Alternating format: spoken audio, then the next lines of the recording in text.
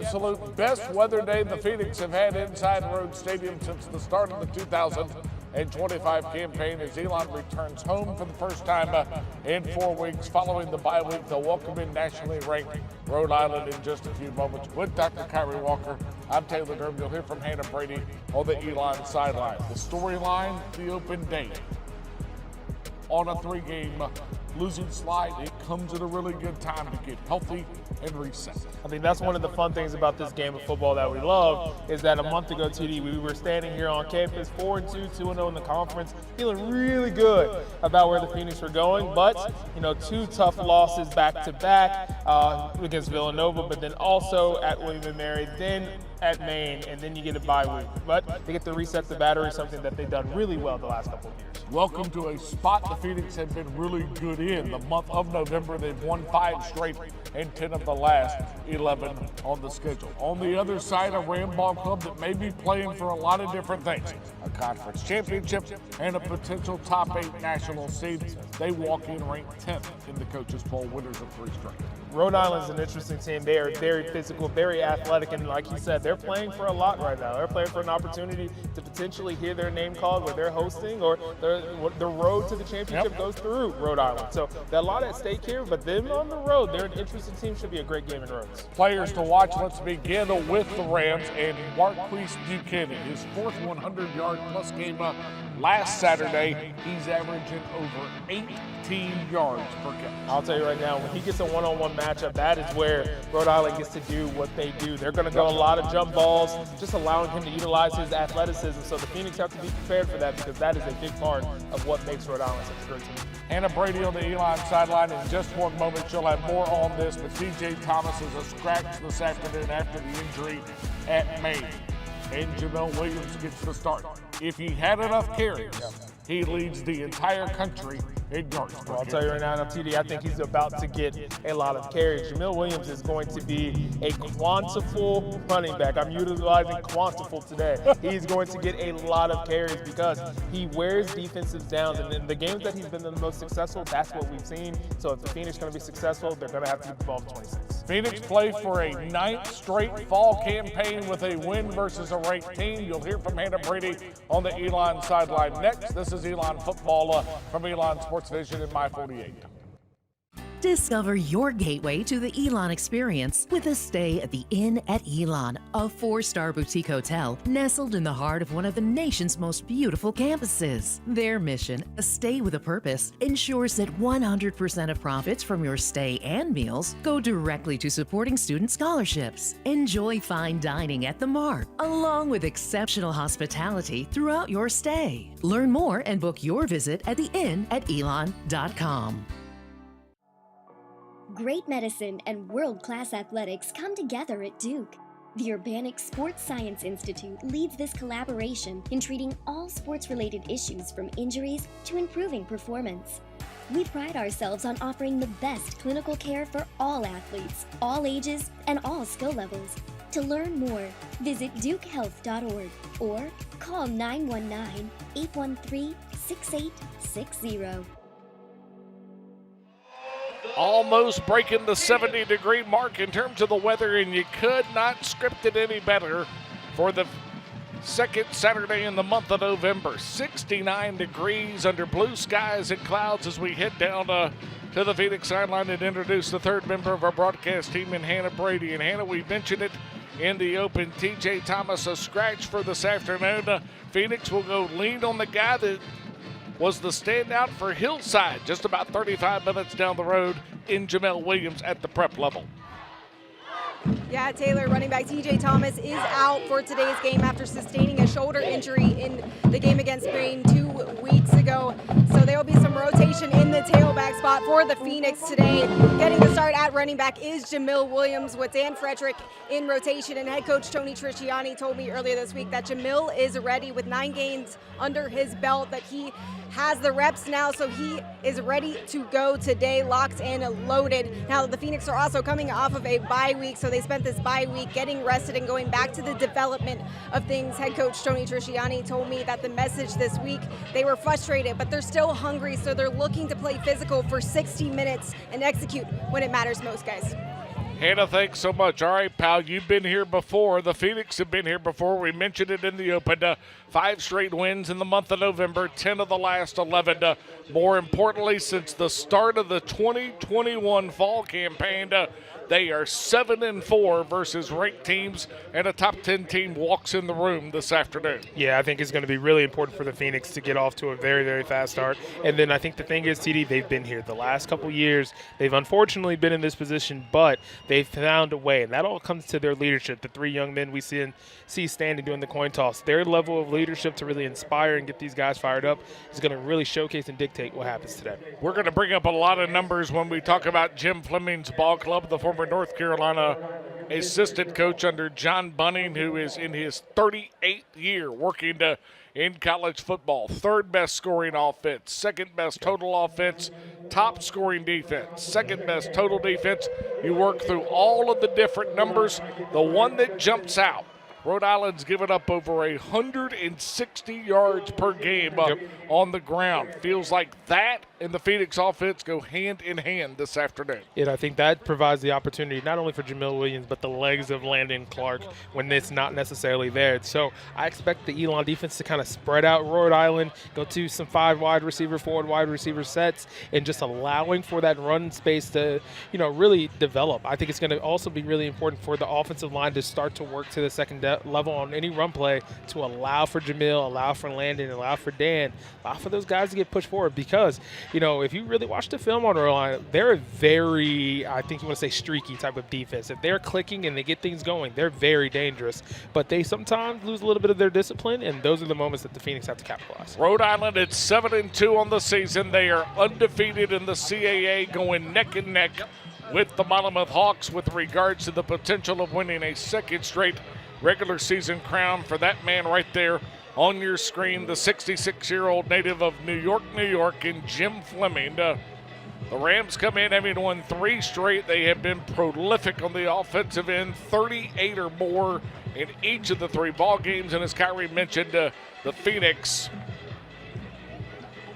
walk in having dropped 3 straight. The home decision at homecoming against Villanova, and then the road contest against William and Mary in Maine. Once again, Elon has lost the toss to begin the afternoon. Rhode Island wins things. They defer the option to the second half. And so the Rams will get things started, and Garth White will do the honors for Rhode Island. Ball in the air, and away we go. On a Saturday afternoon in November, and Landon Bakey will take a shot at it on the return and runs right into a Rhode Island Ram at the 15-yard line, and so the Phoenix will see it. 1st down and 10 from their own 15 to begin the opening drive of the afternoon. Phoenix with the 4th best offense in the CAA and the 2nd best run game at over 177 yards per contest. Yeah, I think one thing the Phoenix have to do, this is all going to be on the big boys up front. They are going to have to showcase, really dictate this game and allow themselves to get into a flow, because one thing about Rhode Island and this defense, they are aggressive, but they do a tremendous job of getting after the quarterback. So they're going to have to keep landing clean and allow for this run game to develop. Play action, Clark to go to the air on the opening snap. Looking and misfires on Isaiah Furman. Pass is incomplete. Allende Johnson, 4th-year junior from out of Danbury, in coverage. I mean, if you just look at that first play there, Rhode Island is bringing some heat. I think they kind of understand, too, that someone's going to keep eyes on Landon Clark here to make sure he kind of stays corralled, but they're going to try to take advantage of the matchups or any type of one-on-one situation that they have with this Elon offensive line. Phoenix go to the empty backfield on the 2nd snap of the afternoon. Williams in motion to the bottom of the screen. Clark fakes the jet sweep, now uncorks it to Bakey.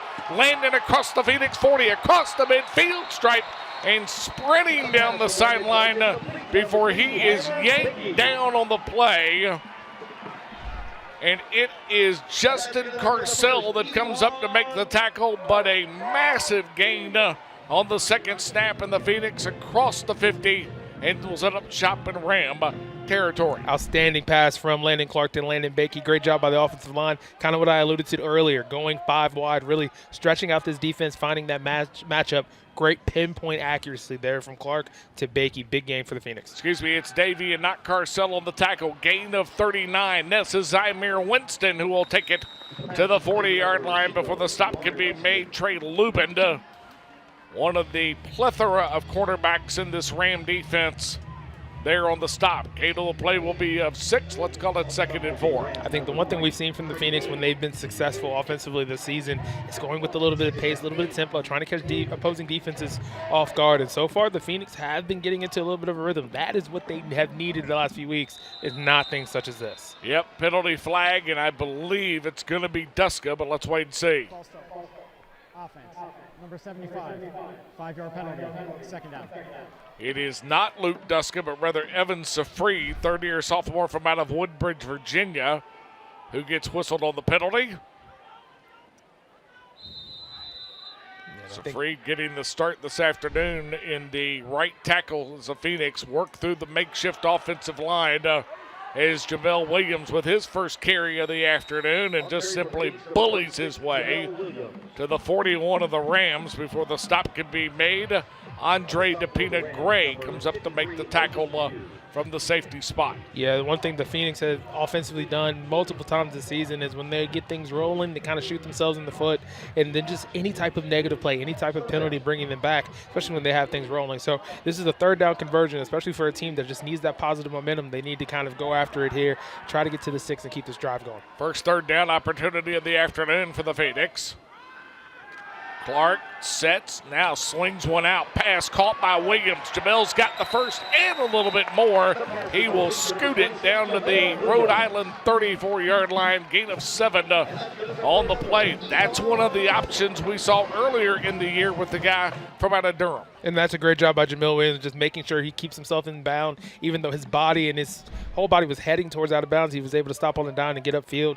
First down for the Phoenix, but also great job by Landon Clark, just looking at his safety net out there on the outside, getting it to the sure hands of 2-6. Landon's hit 3 straight after the opening misfire to Isaiah Furman on the opening snap.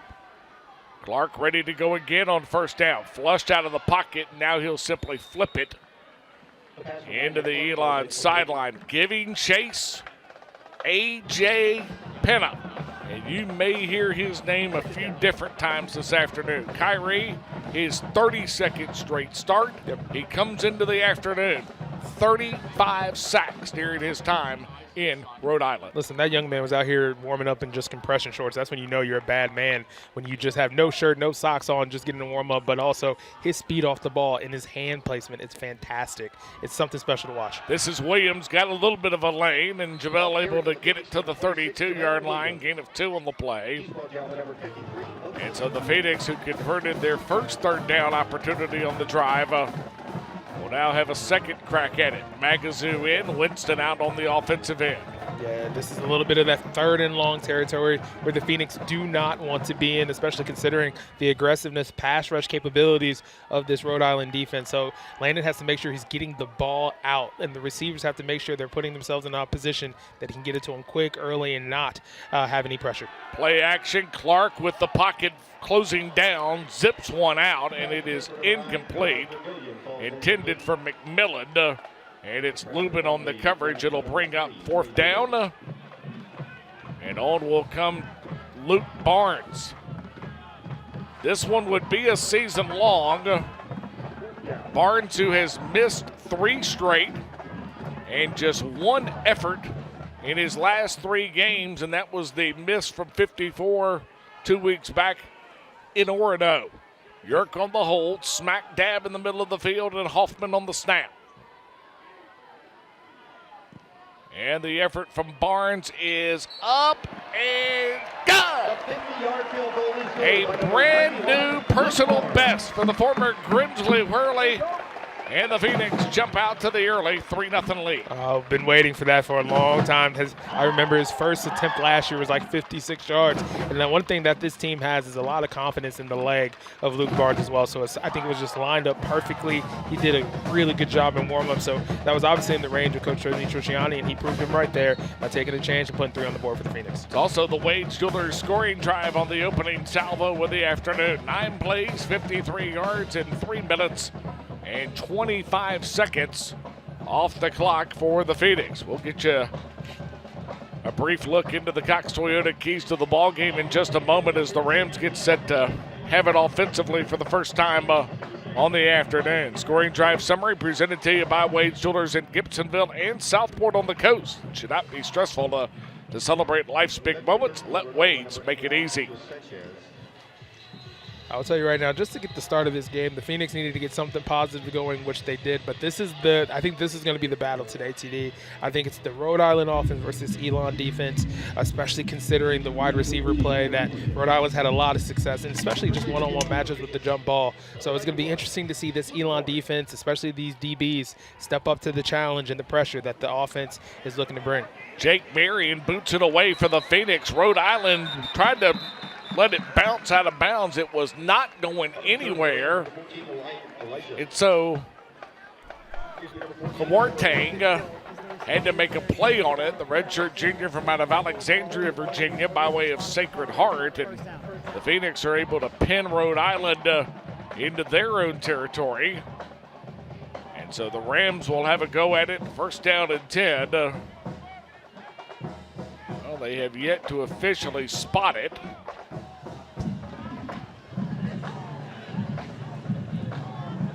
Now backing it up after what I believe may have been a penalty. Nothing has been noted yet. But they are backing it up from the 5. Kawartang caught it at the 4. I think it bounced first at the 5, right, T, before he caught it at the 4. So I think that's where they're moving it, but nothing's been said yet. Well, and indeed that is what it appears. So the bounce at the 4 is where they'll snap, make it the 3. And that's where Farrell and the Ram offense will go to work. Third best scoring offense, second best total offense. Farrell set, ready to go on the opening snap. He'll flip one out, pass is caught, and Kawartang with the catch. A gain of 7 on the play to the Rhode Island 10. And make it 2nd and 3. Yeah, one thing that you're going to see a lot from Rhode Island, they trust the athletes, and I think the relationship with the QB and the wide receivers and also the tight end game, they look to go fast, and that just kind of sets up those one-on-one matchups on the outside where it's a jump ball a lot of the time, and Rhode Island's won a lot of those matchups so far this season. Farrell the pitch out. This is Barrow with it off of the toss sweep, and a good job pursuing by the Phoenix defense. DJ James Hamilton, he of the 4 double-figure tackle games on the season, comes up to make the stop. Yeah, and Asher Cunningham did a fantastic job of just kind of having his hair on fire and just getting to the ball. But one thing the Phoenix have done really well with their run defense this season is pursuit. Except for Maine last week in the second half, they've done a fantastic job of taking great angles, trying to shut it down. But this is where they have to watch out. This is where Rhode Island can be very dangerous. They tend to be a little bit more creative and try to catch Elon. One person out of place here can lead to a big game. They've got 5 wideouts on the field. Walker, the 5th wideout, is the back, and now he'll motion out. Farrell simply slings it to him. Walker with the catch. He'll try to dance the sideline and has got enough for the first down. So the second best third down offense converts their first try of the afternoon, 46.1% of the season. Yeah, I'll tell you right now, Jesse Powell had that. He knew what was coming there, did a great job shedding that block. He just has to make the tackle, just grab a leg and ankle, something in order to get him down. But once again, that's what we see from Rhode Island. They never panic in third and long, third and medium situations. They feel as they have the playmakers to convert and keep drives going. Handoff is given to Littleton, and Littleton gets stacked up at the line of scrimmage. Paris Lowry in the vicinity. And it is also Dylan Pardue, last guy to get up off the deck. And Kamari Brown as well. Back to the line of scrimmage, so make it 2nd down and 10. Phoenix already out in front, 3-0 off of the Luke Barnes 50-yard field goal on the opening drive of the afternoon for either side. Yeah, this run defense for the Phoenix has done a tremendous job, especially at the D-line. A little undersized, but they do a great job keeping it tame, playing with their hands. Farrell flushed out of the pocket now, heading to the top of your screen. He'll simply flip one, going to the sideline, and it is incomplete. Pass is intended on the play for Connor Feiner, the tight end. But it'll bring up 3rd down and 10. Now this is where you can look at Kamari Brown, and this is where I guarantee you Rhode Island's also going to look at Kamari Brown and try to chip him here and see if there's any other one-on-one matchup where the Phoenix can possibly get past the Rams. This is where Dylan Pardue, this is where looking at it, Paris Lowry, this is where you have to gear up your best pass rush move in order to try to make some noise and kind of rattle up the pocket. Farrell is 1 for 2 here in the early going. Excuse me, make him 2 for 3, 10 yards so far. Drop back, here comes the pressure. Rhode Island gets it blocked, catch is caught. That's Feiner, the 5th-year senior tight end from out of Newport Richey, Florida, who makes the grab all the way to the 35-yard line. Gain of 19 on the play. Needed 10, but winds up with 19. I mean, that's just a little bit too much time in the pocket there for a quarterback of the caliber of Farrell. He's calm, cool, collected. He continued to have that bubble around him. Paris Lowry is trying to do pump fakes with the hands to try to disrupt his vision, but he knew where he was going. So the Phoenix defensive line has to collapse that pocket a little bit more, try to put a little pressure on him, because that's a lot to ask in the defensive backs on some of those matchups. Buchanan, 47 catches to his credit. The wide receiver in motion to the top of your screen on 1st down. And Farrell will keep it himself. Now pulls it down. Now flips one out. This is Feiner across the Rhode Island 40 to the 43-yard line. A gain on the play of 8 will make it 2nd and 2. The Rams may very well be holding a masterclass in the eye candy pre-snap offensively. They've got guys moving from everywhere in the stadium right now. Absolutely, and you just have to keep them accountable there if you're the Elon defense. This is where communication, talking, making sure everyone knows what's kind of going on, especially for the linebackers helping out the D-line, defensive backs helping out the linebackers, because if you miss one person, that could be the person to burn you here within this offense. Give us to Littleton, and Littleton will find his way forward for the 1st and 10. Pardue there on the stop along with Brody Carroll. On another 1st down for Rhode Island. Littleton, the 5th-year senior from out of Greenbelt, did not play 2 weeks ago in the win against Bryant. Injured his arm in the offensive juggernaut against UAlbany when the Rams went for 58 on the afternoon. Farrell flips one out on 1st down. Pass is caught. First time that the former Cyclone Greg Gaines has made the grab. 30-year sophomore from out of Tampa, Florida, comes up to make the catch. Gain to the Elon 48. First time the Rams have been on the Phoenix side of the 50 on the opening drive. Yeah, they're rolling right now. They're just kind of taking a little bit, just a little bit at a time. They're not necessarily going deep. You know, even with the run game that hasn't been super strong yet, 3 rushes for 5 yards. The throw game, quick throws, just trying to see if they can have a little bit of a matchup win and allowing their athletes to just kind of continue to push, try to get to the 1st down marker. But they're just very methodical right now. That's been more their approach, and that's what I kind of expect to see from Rhode Island today. First time under center, the toss pitch to Littleton, and Littleton will scamper it down to the Elon 40-yard line, so a gain of 8 on the play. And another Rhode Island 1st down. Boy, now you're seeing everything. Farrell in the shotgun and the pistol under center, and now the toss pitch going to Littleton. And the offensive line for Rhode Island did a tremendous job of kind of just washing the defensive line there from Elon, not necessarily pushing them downfield, but just getting them all to the right side of the field, allowing for that toss, wide open gap there to have a huge game. Buchanan in motion. Farrell will flip it out to him. Pass is caught. Buchanan spins away from the first defender and then right into the arm tackle of Jevin Brown. With the gain to the 36-yard line, a gain of 4 on the play. Buchanan comes into the afternoon, 47 catches, 3rd best in the league, 870 yards is the top number in the league. Well, I'll tell you right now, Elon defensive backs cannot run up and do any arm tackles. That's not going to work with Buchanan. You got to make sure you kind of square up there in that situation, because one thing Rhode Island has done is they continue to build on yards in those situations. Now all of a sudden, penalty flags, and I believe Justin Ackley and his crew have got the call. Offense. Number 63. 5-yard penalty. Second down. I believe it is Trey Alexander. Or excuse me, it is not Trey Alexander, Christian Smith, the grad student at left guard from out of Rumson, New Jersey. So second down and 11 after the 5-yard infraction. Farrell on the play action. Rhode Island's pocket holds a flip, one out, pass is incomplete, intended for Barrow, and he was going to pay the price because Jevin Brown had dialed up the radar in the vicinity. Yeah, Jevin Brown saw that was coming, but once again, I think that's a great job by the Rhode Island offensive line, just keeping Farrell clean. But Farrell just had a lot of time, but the defensive backs for the Elon did a great job of kind of locking that down. The defensive front for Elon needs to do a better job of trying to get pressure on Farrell, utilize their first pass rush move, then go into their secondary, because Farrell with that much time, that is a tough ask. And then kind of lucky in that situation because Brown was right there, but now huge third down opportunity here for the Phoenix. Rhode Island 2 for 2 on third downs in this opening drive. Empty backfield, Farrell will shoot one out, and it is incomplete. Finer, oh, excuse me, they're going to say catch was made.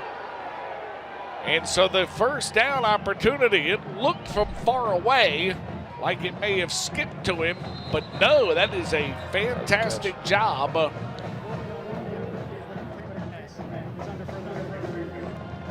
And they have decided to go to the video monitor for the first time on the afternoon, but great work by our Elon Sports Vision cameras. Finer does a great job just simply getting his hands underneath the football. Yep. And makes the grab. Yeah, he did a great job of kind of getting the football and kind of popping it up to his chest and then bringing his hands around it. So from that angle and the angles that our outstanding team at Elon Sports Vision has provided, it doesn't look like it touched the ground at all. It was just a fantastic play. But once again, kind of talking about the Phoenix, being aware as a defensive back where the first down marker is and not giving them that much space. Finer went to exactly where he needed to go, cut his route, came back, and that would be a huge first down conversion on 3rd and 10 there for Rhode Island. Justin Ackley, your referee this afternoon. Ed Kiefer, your umpire. Matthew Thibodeau is your head linesman. Jerry Farrelly is your side judge. Line judge is Derek Latimer. Brendan Johnston, your field judge, and Shane Snyder rounds out the crew as your back judge this afternoon. Really good job there. It's the guy who's the transfer from out of Kennesaw State, just north of Atlanta, and the 5th-year senior. Finer came into the afternoon third on the Rams in catches at 29, 330 yards. This would be catch number 3 already on the afternoon. After further review, ruling on the field is upheld. It is a very quick review as well. And so after the game, the Rams will have it first down and 10 inside the Phoenix 30-yard line. Rhode Island knocking on the door of the red zone. They've been there 33 times on the season. 26 scores, including 21 touchdowns. But they do have the propensity to cough it up when they get close. 6 red zone miscues on the year. Here's Littleton, and Littleton will run right into the arms of Kirksey. And Jared simply pulled along for a couple of yards, but able to jerk him to the ground inside the 25 to the 22-yard line, 2nd and 5. Well, based off of what we've seen from the Phoenix the last couple of weeks here, they've struggled to get off the field on third down in certain moments. Like right now, this is a 14-play drive, 69 yards so far for the Rams, and they're continuing to go by not pushing it, not forcing it, just getting to the sticks and extending the drives. Yep, this is Littleton on the cutback inside the red zone and then down to the 10-yard line. Gain on the play will be of 12, and Kyrie mentioned the length of the drive. Not only is it getting ready to be snapped 16, but it is now gone over 7 minutes. Yep. of time off the clock. Yeah, and these are the things, especially as you go to the whole build of the game. When you're going to the fourth quarter and you're seeing the defense hand on hips tired, these are the drives that you kind of refer back to, because this is a lot of time for this thing to be out there. Farrell keeps it himself, runs away from Jesse Powell, and Devin Farrell with the touchdown. Powell had an opportunity to get to him in the backfield, but could not bring him down. And Devin Farrell scampers his way to touchdown number 3 on the season. It will be the 19th that he has accounted for on the offensive end. And Rhode Island answers the early Phoenix field goal with a touchdown on their opening drive. I mean, that is just a blueprint of a drive from Rhode Island.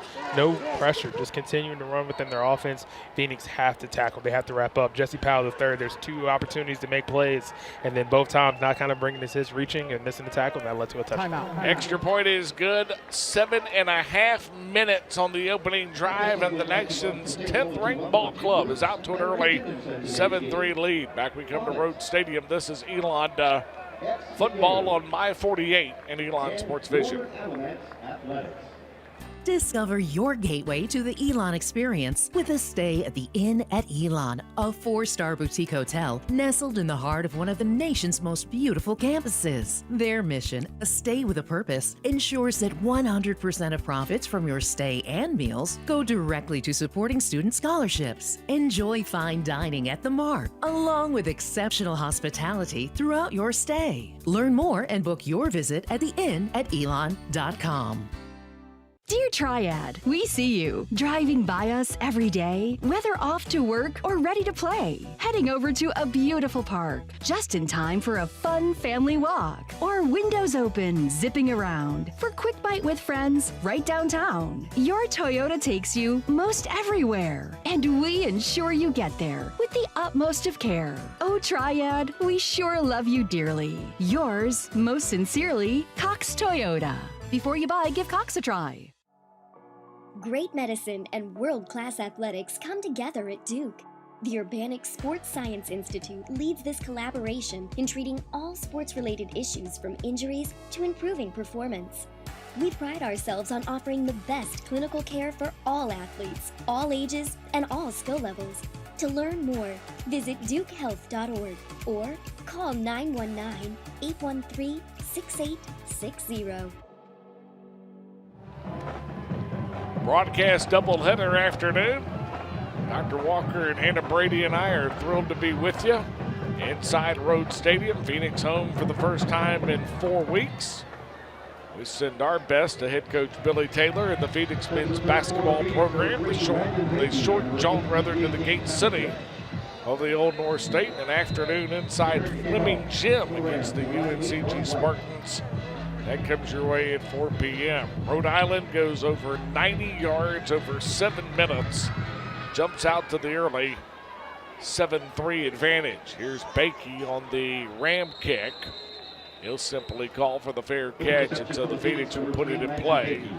First down and 10 from their own 25-yard line. Lot to like offensively from the Phoenix in the opening set, and certainly a manageable ball game right now at 7-3.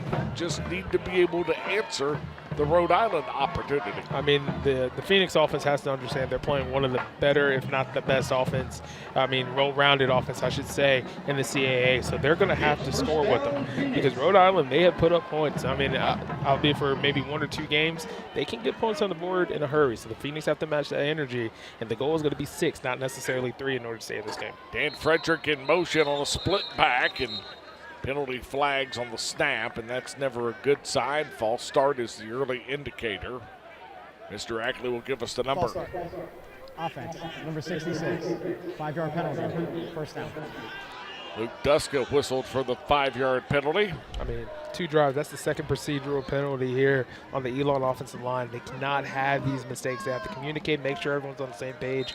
Duska's a senior who's played a lot of football. They cannot give themselves or put themselves back because this Rhode Island defense is very opportunistic and take advantage of that in a heartbeat. Duska getting the start at left guard this afternoon. Williams motions back into the backfield. Clark looking on first and long, flips one out Isaiah Furman with the catch, right in the middle of the field, up to the 31-yard line, gain of 11 on the play. For the tackle can be made by Rohan Davey. Great job there, by Braden Walker. Great job by Landon Clark getting it out, because Braden Walker actually committed to the defensive tackle and then kind of missed the stunt that was made, that if he held on to that ball 2 more seconds, that could have been a pretty tough sack. But a good ball, good spin, but great hands by Isaiah Furman to put themselves in second and manageable. Ben Kirsch in the ball game for the first time of the afternoon. Clark will keep it on the zone read. Landon able to get back to the line of scrimmage, but that is it. Is coming up to make the stop is Johnson, the cornerback. And it'll lead to a third down opportunity for the Phoenix. Taylor Durham, I'm going to tell you right now, after a 16-play, 96-yard drive, that took 7 minutes. As an Elon offense, you cannot go 3 and out and put that defense back on the field. They have to get a little bit more of a breath to kind of reset, but also just to talk about things from a schematic standpoint, Elon offense has to convert here in order to keep this drive going and allow their defense to get a little more air. McMillan in motion at the bottom of the screen. Clark will flip it out. Pass is called Isaiah Furman, and it's good for 6 when 4 was all that was needed. Furman a leaping grab into the Elon sideline. Yeah, that was a hope there. Great job by Landon, just put it in one place. They're sending pressure directly through the middle. The Elon offensive line has to communicate there. Great job Landon kind of reading that, stepping out, finding the sure hands of 1-3 and only putting it where he can get it. Big first down there for the Phoenix, needed, necessary. We got to keep this drive going. Clark zips one out, pass caught. That's McMillan. Keenaz will dance his way forward to the 42-yard line. Gain of 5 on the play. How much is the pressure up the middle also in reference to wanting to take away the Landon Clark rushing lanes? Yeah, I think that's exactly what it is as well, because they know 11 has shown in the film. If you turn on any film from this season, he'll take off. But I think it's just also keeping him honest and just putting a little bit in his place, and especially when it's on a 5-step drop. That's exactly what Rhode Island's been doing, and they've done it well. They've come close. Phoenix offense has to be really aware. Landon Clark trying to run the option and is simply snuffed out. Mitchell Garner, third-year sophomore from out of Glen Burnie, Maryland, comes up to make the stop. It'll push it all the way back to the original line of scrimmage. And a third down and long for the Phoenix offense. I mean, it kind of looked like Michael Muldrow, though. He was still in his stance once Rhode Island got the ball, especially if that's going to your side. That is a recipe for disaster, and that play never had a chance in that situation. Phoenix on the afternoon, 2 for 3 and third down conversions. Clark, here comes pressure. Landon now a penalty flag on the play. More than likely this is declined as Clark is dragged down. It is LaShawn Hibbert, graduate student from out of Melville, New York, who makes the stop. But this should be in the area of holding. Let's wait and see. And indeed, that is the case. Holding. I believe. Offense, number 59. Walthier, head coach of the Rams, is going to decline it, and indeed he will, and brings up fourth down, and so Jeff Yerk on to boot it away. Second best in the FCS. Average of almost 49 yards, 48 and a half to be exact. As Angel Sanchez will drop back deep. Yeah, the Phoenix are not going to pretty much be able to allow Pena to go one-on-one, especially with Michael Muldrow in those situations. Muldrow has to get out of the stance. 2 rough plays there, but you got to try to keep 11 clean. Give him a chance to make a play. Snap. Yerk gets it away. This one a beauty. Spiraling kick. Sanchez will take it on the fair catch. It'll lead us to the media timeout. Rhode Island with a touchdown on their opening score. Answered the opening score field goal by the Phoenix. And the Rams lead 7-3. Back to Rhode Stadium. This is Elon Football. Some things in life are hard. Buying a car shouldn't be one of those things. And that's why more and more people are choosing Modern Toyota in Winston-Salem. Modern makes it easy with over 900 new Toyotas to choose from. And you'll always get our lowest possible price. The friendly staff at Modern will help you choose the right Toyota for your needs. And our simplified paperwork makes it easy. We'll even deliver your new Toyota straight to your door. Get started today at moderntoyota.com. Experience the Modern difference. We all have our own way of waking up. And if it works for you, keep doing it. We think you should bank your way too. Here's what we recommend. Atlantic Union Bank. any way you bank. At McGurk's Pub, you'll feel the Philadelphia brotherly love in the food and atmosphere. Home to the tidal wave and the best cheesesteak south of Philly, McGurk's also has a local craft beer selection that pairs perfectly with our delicious nachos. Bring your friends and family to McGurk's, the best eats and atmosphere in Elon. We all have our own way of waking up. And if it works for you, keep doing it. We think you should bank your way too. Here's what we recommend. Atlantic Union Bank. Any way you bank. Thinking about finding your new home? Then look no further than the newest property within a 10-minute drive to campus Hawthorne and Brentwood Farm, located on Highway 70. Life you deserve and a place to live in. Rhode Island went 96 yards in their opening drive. Tack on the penalty yardage. Rams with 101 yards of offense on the opening touchdown drive. They'll get it here in the waning moments of the opening quarter on a second drive as Farrell flips one out. Pass is caught by Gaines going to the sideline and up to the 32-yard line. Gain of 13 on the play. Boy, Gaines does a good job that time just getting the feet down. And now all of a sudden, I think Justin Ackley wants another look at it. Yep. So Ackley will... Mr. Ackley, will ask for another look at it. Gives us an opportunity to lean heavily into our fantastic Elon Sports Vision crew and give Gaines credit. It's the back leg that's down still when he makes the catch. Yep, hands right there. That's when he catches it, and that looks like that right foot is down. Can't tell on the left one. May have dragged that as well. I think that's going to be a pretty quick solidification. Let's see here. That may be the best look of them all right there. Yeah, he did a great. Well, yeah. Back foot sliding, pal. The question is, when does he have the possession? Well, the back foot comes up when it. I'm gonna say yes. I'm gonna say okay. I'm just gonna say yes. Okay. Because I think it's just that front foot that he had down, especially when he started to catch, and then it came up. But it doesn't matter. It's when they determined that he had possession of the ball, which would be right there, and it looks like his right foot is down, and then it comes up, and then he's in the air, and then he's out of bounds. So I think right at that moment, his right foot still seems to be down. It should be a catch. I tell you what, we can't thank the rock stars enough that have been with us throughout the year. Jacob Blank, Daniel Towery, Jordan Molinari Suggs, Lucy Connery, Alex Roberts, Joey Marinello, camera crew of 1,000, and Harry Haber and Noah Feiner, who have been tremendous in the replay. Mr. Ackley, your thoughts? The ruling on the field is upheld. First down. Yep.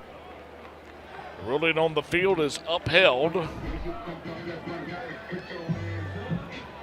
got to give Gaines a lot of credit there. Great athleticism there, just kind of selling out, getting a great job finding the zone where there were no maroon jerseys, and then just doing a good job getting his feet and keeping his feet down. On first down, this is Littleton, and Littleton simply chugging it to the 36-yard line before the tackle can be made. This is Asher Cunningham and Jake Loro with the stop. It'll send us to the end of the opening quarter. Rhode Island comes into the afternoon ranked 10th in the country, playing not only for the potential of a top 8 national seed, but also to keep chase with Monmouth as the 2 remaining unbeatens in league play. So far, they lead 7-3. Back we come to Rhodes Stadium. This is Elon Football on My 48.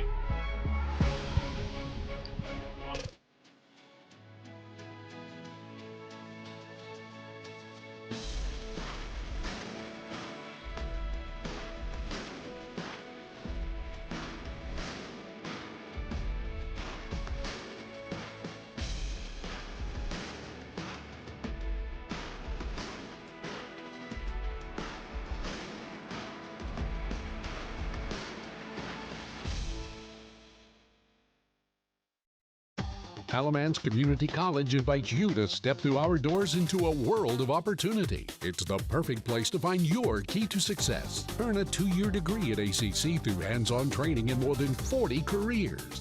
Go to the head of the class in today's technology-driven workplace. Want a 4-year degree? ACC can help you start your BA through university transfer. Earn your first 2 years of credits at a fraction of the cost. Click on alamancc.edu to learn more.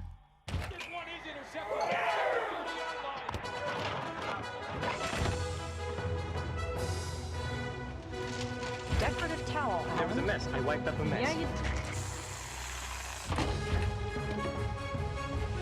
Where is the box? Never mind, I found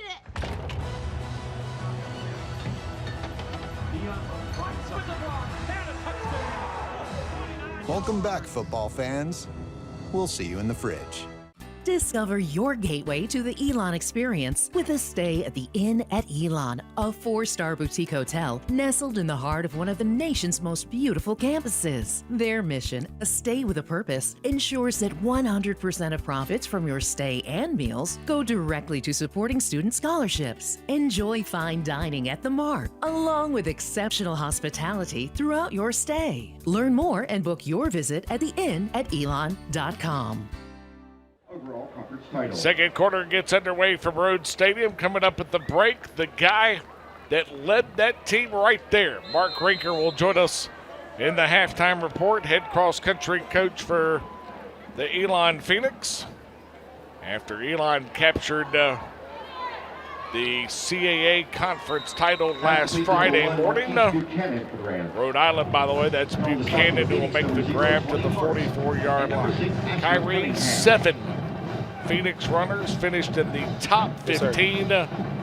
Elon wins in a runaway by 40 points in a cross-country meet. Dynasty. As someone who lives here on campus and saw these young ladies train all summer, they were phenomenal. You could tell they were really upset about losing their title last year, and they made a statement, and they brought it back here to Elon. First down and 10, handoff given to Barrow, and Barrow will find his way to the midfield stripe. Cato, the play will be of 6. And right now, Rhode Island, it just feels like every snap is somewhere in the vicinity of 5, 6, 7 yards. Rhode Island, 20 snaps, 126 yards, over 6 yards per snap on the afternoon. Yeah, not really feeling the fire here from the Phoenix, and Rhode Island just being methodical. They are just lining up. They're starting to get a little bit of push on that offensive line, defensive line, getting to the second level to the linebackers, and just taking advantage of a little sluggishness. I mean, the Phoenix got to step up here if they want to get back in this game. That's Barrow, who runs right into the man from Asheville, Asher Cunningham.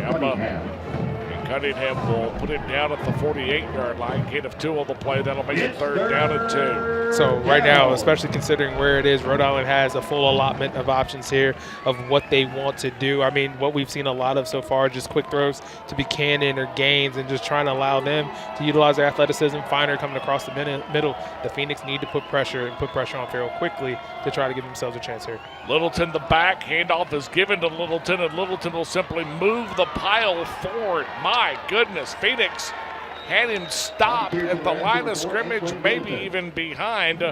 But the guy who has spent time at both Temple and Maryland, 6'1", 240-pound, fifth-year senior, just simply pushes the pile forward all the way to the Phoenix 41 and another first down. I mean, that play was defined by Thomas Buxton, number 65, for the Rhode Island Rams. He pretty much just grabbed the running back and said, buddy, we're going on a ride, and no maroon jerseys to kind of help out Chaz Knox there to bring him down.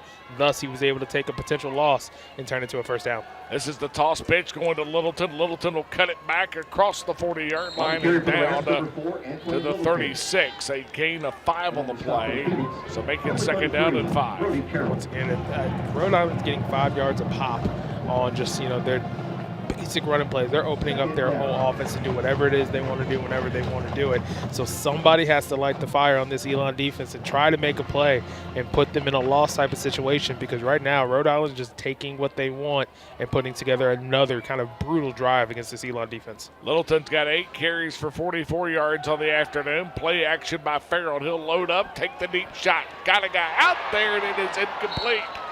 In and out of the hands of Greg Gaines III. DJ James Hamilton in coverage, but Rhode Island comes up empty-handed, and it'll bring up a 3rd down and 5. TD, I felt that was coming because it was just like methodical, one-on-one on the outside.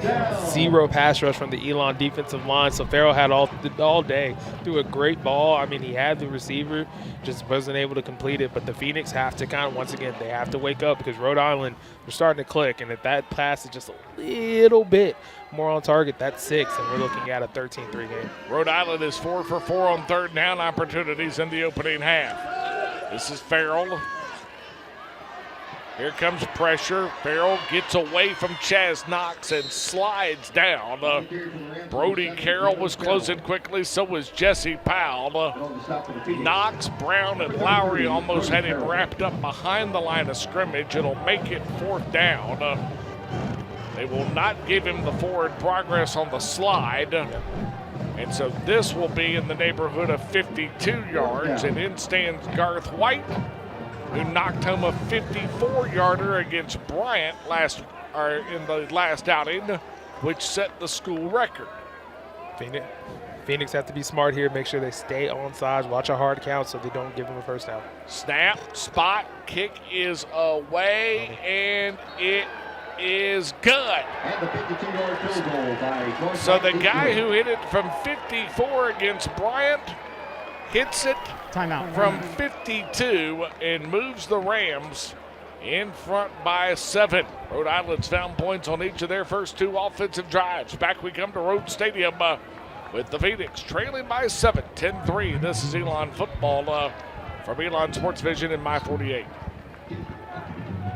Dear Triad, we see you driving by us every day, whether off to work or ready to play, heading over to a beautiful park, just in time for a fun family walk, or windows open, zipping around for quick bite with friends right downtown. Your Toyota takes you most everywhere, and we ensure you get there with the utmost of care. Oh, Triad, we sure love you dearly. Yours, most sincerely, Cox Toyota.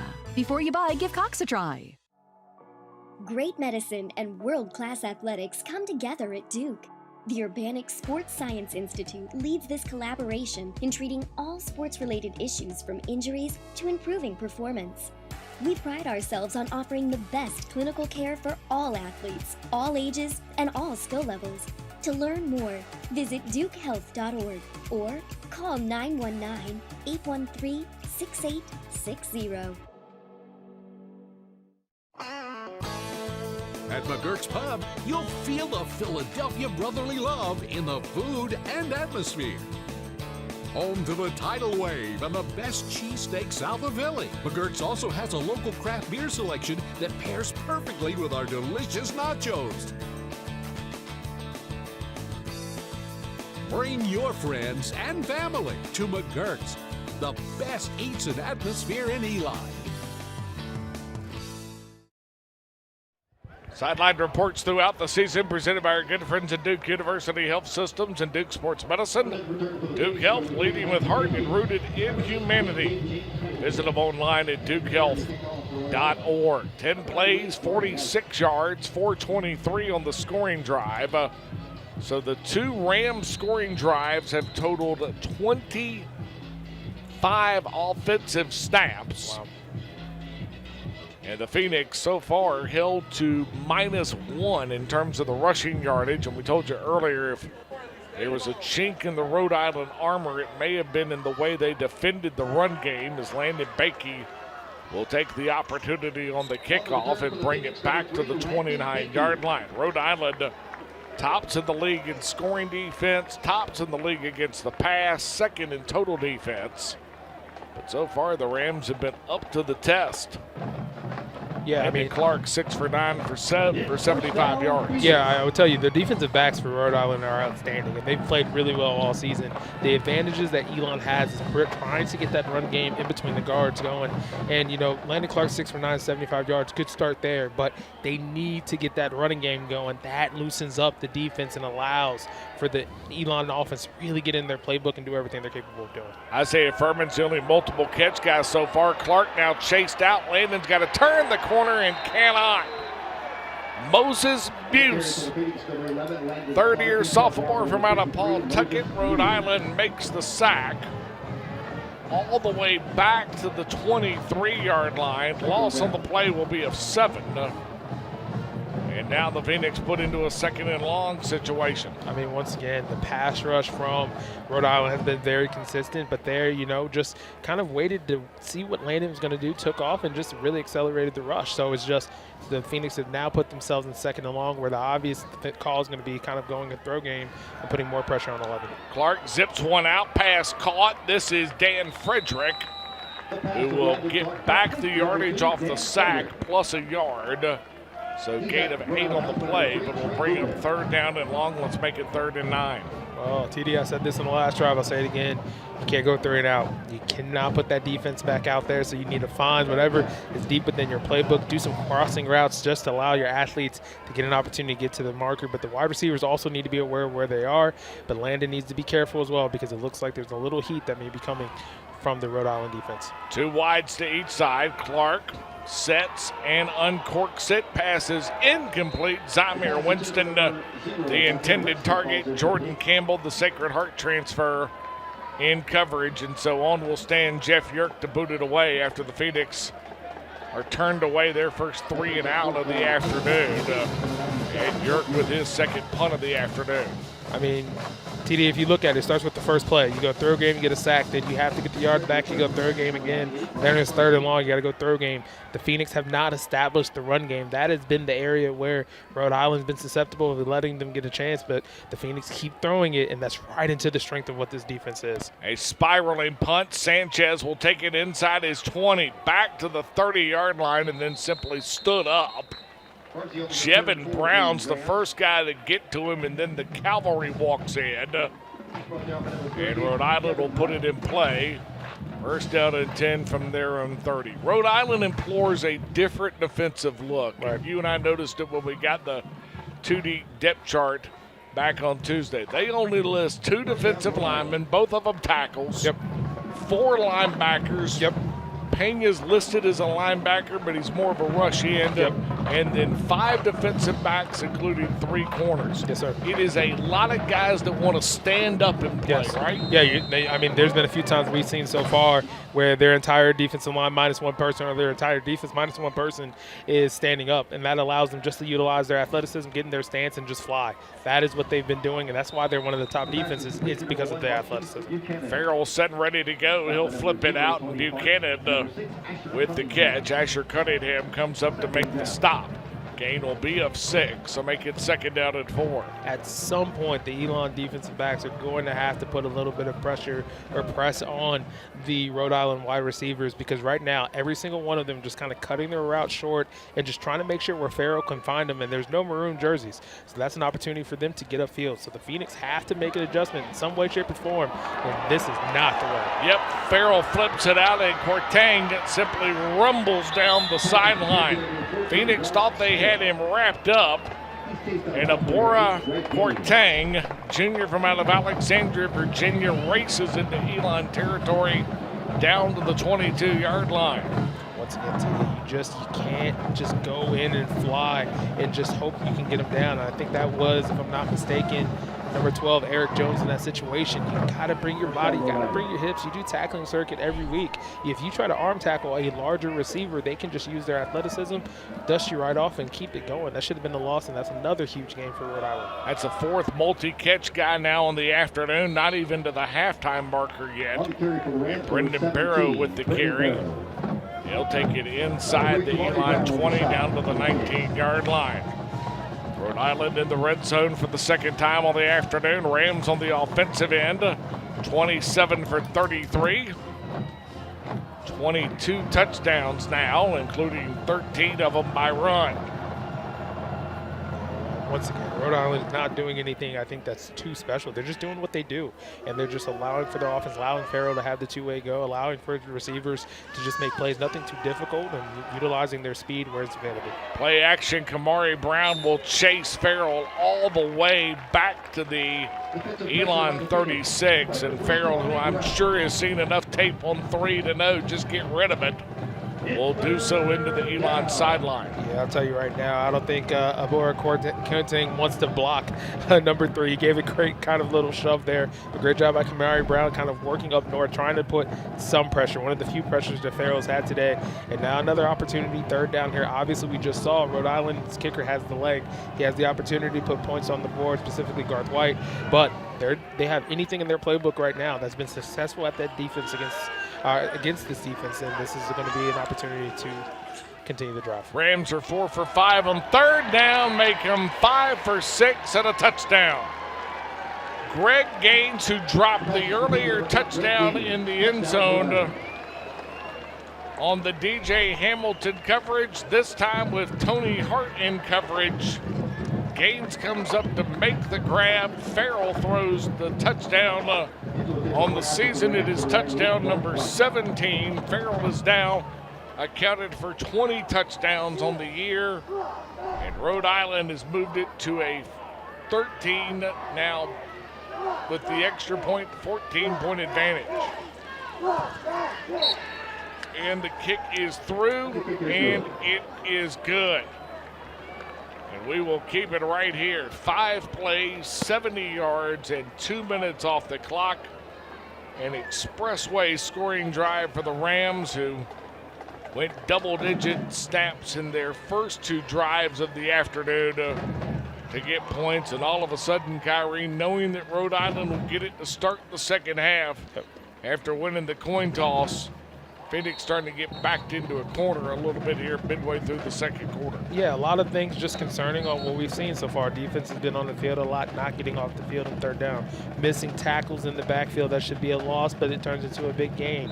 Defensive backs not getting any press, any pressure, so wide receivers are running free routes, doing a quick little head twitch, and then breaking their routes to get wide open. I mean, Farrell had no pressure in that situation, but wide receivers weren't even touched, so it's kind of just playing in the backyard right now for Rhode Island. So the Phoenix have to make adjustments on the defensive end because Rhode Island, once again, they're just methodical. I don't think they're doing anything ridiculously special. They're just playing their offense. They're doing what they've always done, but the Phoenix have not adjusted to any strategy, and thus they've had some drives that's made it really easy so far this game. Landon Bakey and DJ James Hamilton back deep. Just in case you joined us late, welcome in. Thomasville, Georgia native TJ Thomas, a game-time scratch after the injury suffered 2 weeks ago at Orono against the Black Bears. And Hamilton will let this one bounce out of bounds. And so the white kick, Phoenix will get their best starting point of the afternoon. Number 98. First and 10 on their own 35. Elon just 75 yards of total offense, including -8 on the ground. Problem right now is the number of snaps. Phoenix have only snapped it 17 times so far in the first quarter and a half. Rhode Island is snapped it 12 more times, held it for 3.5 more minutes. I mean, Rhode Island has just really played their brand of football, especially pretty much just how they played since the game versus Brown a few weeks back. They've just been really, committed to just putting points on the board. Offense has been flowing, just really dynamic in a lot of ways. But the Elon defense hasn't necessarily helped themselves. But the Elon offense has to get the run game going. They have to, if they have any chance of winning the back of this. Play action, Landon Clark flush from the pocket. Clark will keep it himself. Baseball slide. And he will be down at the 42. So says the officiating crew. So the forward slide to the 44. That's him 2 that'll go off the board and make it second down and 3. Yeah, and I would say, that hit there by number 53, I don't know how I feel about that, especially since Landon clearly gave himself up. Got to be careful there in that situation, but it was nice to see 11 slide and get down. Roll out. Clark will flip it to Magazoo. Zoo's got a first down and more. He'll take it down to the Rhode Island 45, but as you heard Kyrie Walker say, indicator from A.J. Penna is that it will be coming number 59, back. 10-yard penalty, second down. And Michael Muldrow gets called for the holding penalty that will bring it back 10 yards, and so wipe the throw to Magazoo and the first down off the board. I'm going to tell you right now, that's kind of a silly hold there by Michael in that situation. You just, especially considering that it was a quick throw, but yeah, you're tugging at the jersey. That's a hold all day long. 59 has to trust his technique. That's his second and third penalty here today. He has to lock it in. He has a tough ask because these defensive ends from Rhode Island are extremely, extremely talented, but he has to keep his hands inside. He knows better as an offensive lineman. When you have your hands outside, you tug, and if you pull and you see a jersey, that's the easiest hold to call. All three penalties right now, buddy, on the left side of the line in Duska and Muldrow. Second down, let's call it long, 2nd and 13. Winston in motion to the bottom of your screen. Clark will flip it out to Zamir, and Winston able to get back to the line of scrimmage, maybe a yard more. It'll bring up a 3rd down and long for the Phoenix offense. Once again, that's not going to work against this Rhode Island defense, especially with the speed they have on the outside at the corner position. I mean, it's, we saw it once with an opportunity with Jamil Williams, but it's just they've done such a good job of being disciplined, especially on the backs in the backfield and the wide receivers splitting out, that they're locked into that right now. So it's either the run game has to be established. We haven't seen them run the ball except for that run-in play by Landon on a pass play, or they have to try to get something downfield to put pressure on this defense. Clark flushed out of the pocket. He'll zip one down. Pass caught. Jamel, but simply runs right into the defender. And it's Trey Lubin that'll make the tackle. And another 4th down as the Phoenix unable to advance it. And Jeff Yerk on to boot it away. 2nd 3 and out on the afternoon. 3rd straight punt for the Phoenix. And Yerk will get this one away. A booming kick. Sanchez will field it inside the 15, across the 20, 25, and then just simply pushing guys in the pile. In fact, Sanchez all the way out to the 37. They're not going to give him the full effort of the forward progress. He may have been carried by the Rhode Island cavalry the last 5 or 6 yards, but they'll start it in healthy Ram territory at the Rhode Island 30-yard line. Well, I'll tell you, CD, all of the energy right now is on the opposing sideline. You could just see those guys are rallying around each other. Just in moments like that, the excitement that they have, and they've had that from pregame, so the Phoenix need to match that. But now Rhode Island has an opportunity, especially with getting the ball in the beginning of the 3rd quarter, to put another drive. And 6 points here, making it a 3-touchdown game would be tough for the Phoenix, considering how the Rhode Island defense has been playing so far. 4th drive, Rhode Island with points on each of their first 3 opportunities. Farrell will flip one out. That is caught. Making the grab is Quartang, and he's loose again inside the 20, and a touchdown for the Rams. Quartang on one snap goes 70 yards. Rhode Island is over 250 yards of total offense in the opening half. And Quartang, who drove it deep into Elon territory on a similar play in the opening quarter, simply breaks the back of the Phoenix on the opening snap of this drive. And all of a sudden, the Rams have moved it to a 21-point lead and have reeled off 23, make it 24 straight. On the Phoenix return home for the first time in 4 weeks. TD, once again, on a missed tackle. Missed tackle. Guys not flying to the ball from a pursuit angle. Defensive backs haven't been locked in. And once again, it's just Rhode Island is doing exactly what they want to do, not doing anything that they feel like they have to put a lot of pressure or they have to be excessive with the player to kind of force it. It's just quick outs. And Elon's missing tackles, and they're not pursuing to the ball, and they're putting 6 on the board. So, once again, I expect Rhode Island to continue to go to the well. They don't feel like they have to do anything special because they don't, because it's working. So the Phoenix defense or the offense has an opportunity to potentially try to get something on the board here. But if they go 3 and out again, even if there's a minute left, that is enough time for this Rhode Island offense to do something really special. By the way, Phoenix on the season have got 23 quarterback sacks. Food Lion Feeds, a proud partner of the Elon Phoenix. They'll donate 1,000 meals to Second Harvest Food Bank of North Carolina this season for each sack. That's a current total of 23,000 meals to feed our neighbors who experience hunger during the holidays. Rhode Island has been all over the board this afternoon in terms of drive length. 16, 10, 4, and 1. Yes, sir. And Grant White will boot it away once again. I mean, TD, so far the shortest drive they've had was 46 yards, and that was for a field goal. And Bakey will bring it out after backpedaling into his own end zone. Runs into a would-be Phoenix blocker and is able to at least find his way out to the 19. Ethan Grace got moved back just a touch, and Bakey almost runs into her. Down to the sideline, let's go to our sideline reporter in Hannah Brady. Hannah? Guys, a lot of frustration down here on the Phoenix sideline. Head coach Tony Trisciani just came over to the bench, and his message was, we got to go. How do we respond? This is when excellence is tested. Show me how you can respond. He told me this week that they had to do a good job of blocking their second-level defenders, but if you're the Phoenix right now, you're just looking for any answer right now to get back in this ballgame. Taylor.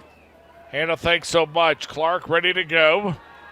Landed on first down. Here comes the pressure again. Guy from Radford will tuck it and go, and he'll simply dive across the 25 to the 26-yard line. Gain of 7 on the play. That'll make it 2nd down and 3. You don't want Landon to have one of those days where it's 20 rushes and it's 38 touches of the ball and everything else. But at some point, to borrow the head coach's line, you got to go. You got to get a move. Right, but I will also say 8 rushes for -1 yards against a team that gives up 160 yards rushing a game. That doesn't make sense. You have to run the ball against Rhode Island. That's how teams have been successful. That is what they need to do. Just looking right there at Jamil Williams, getting up to the second level, you have to run it.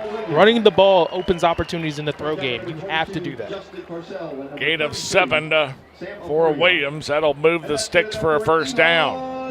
Jamel now 4 carries, just 13 yards on the afternoon. He and Dan Frederick rotating snaps in the tailback room. Well, considering how successful Rhode Island has been offensively, the Phoenix probably want to be smart here, just trying to bleed clock and not give them another opportunity for the half. Here comes pressure, and Landon Clark simply tracked down by the Ram defense. It is Sam Oforier, 5th-year senior from out of Salem, Mass, who comes to Rhode Island after being 20 minutes down the road at North Carolina A&T last season. It's just the tackles. The tackles are not having a fun time trying to guard or trying to win these one-on-one matchups against the Rhode Island defensive ends. Once again, they're standing up, and then they're doing a great job just rushing, not necessarily trying to do anything, but utilizing speed rush, dipping their shoulders, and trying to win those one-on-one battles. Clark zips one out, and it is incomplete. Symir Winston, the intended receiver. The guy in coverage is Hibbert, but simply thrown just wide. And it'll bring up a 3rd down and long. Phoenix on the afternoon, 2 for 6 in 3rd downs.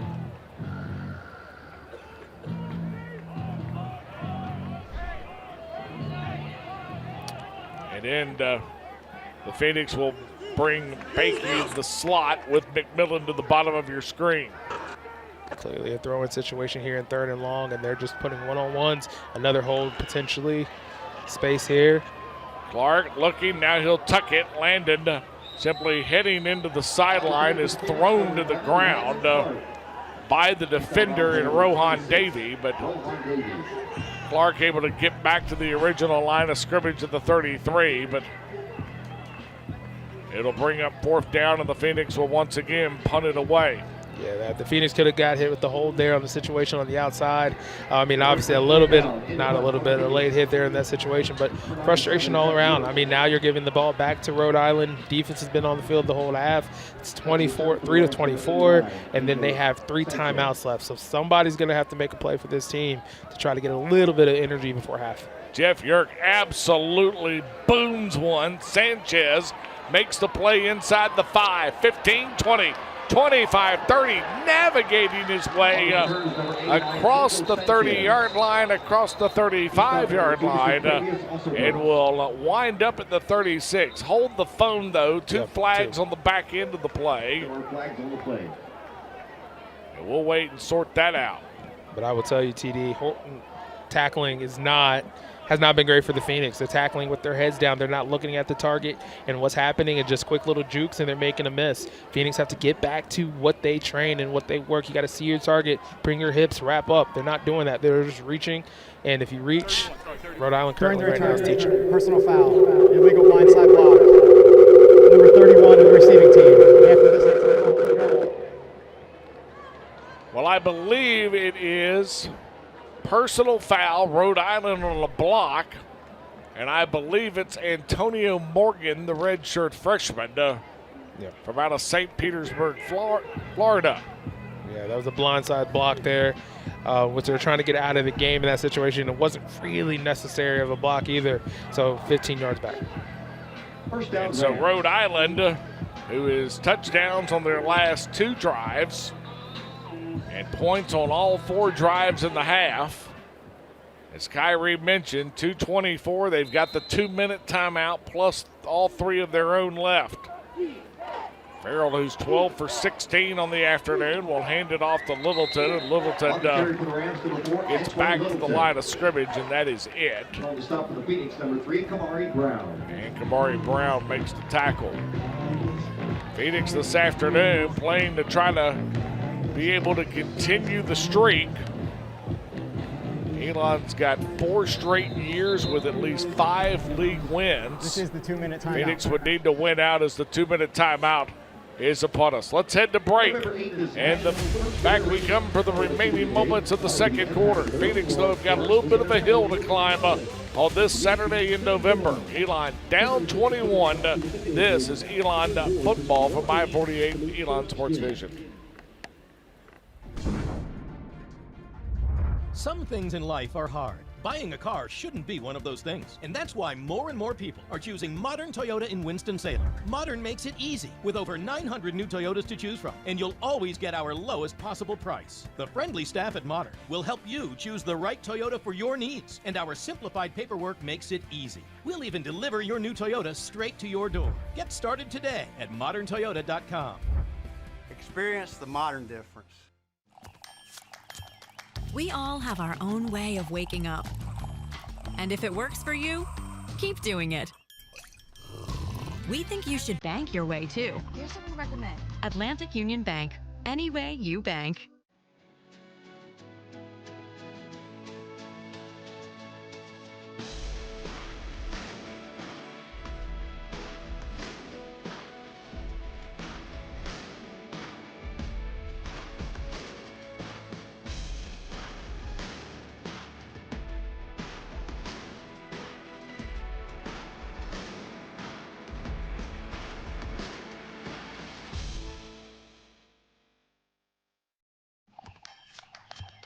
We all have our own way of waking up.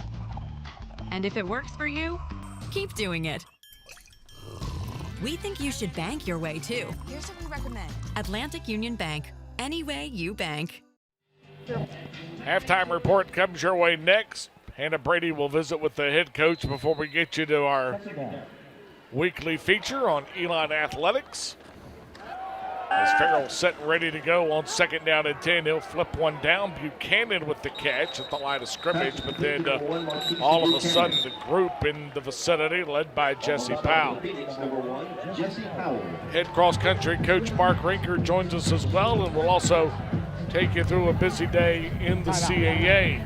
Kyrie mentioned it earlier. Rhode Island started the day in a chase with Monmouth as the Rams will burn timeout number 1. No more. Rhode Island now plays to be the only undefeated left in the league after Monmouth loses at home by 21. Derek Robinson does not play, still suffering through the injury. Not a lot is known. Weaver throws for 2 touchdowns, but New Hampshire gets the win 34-13.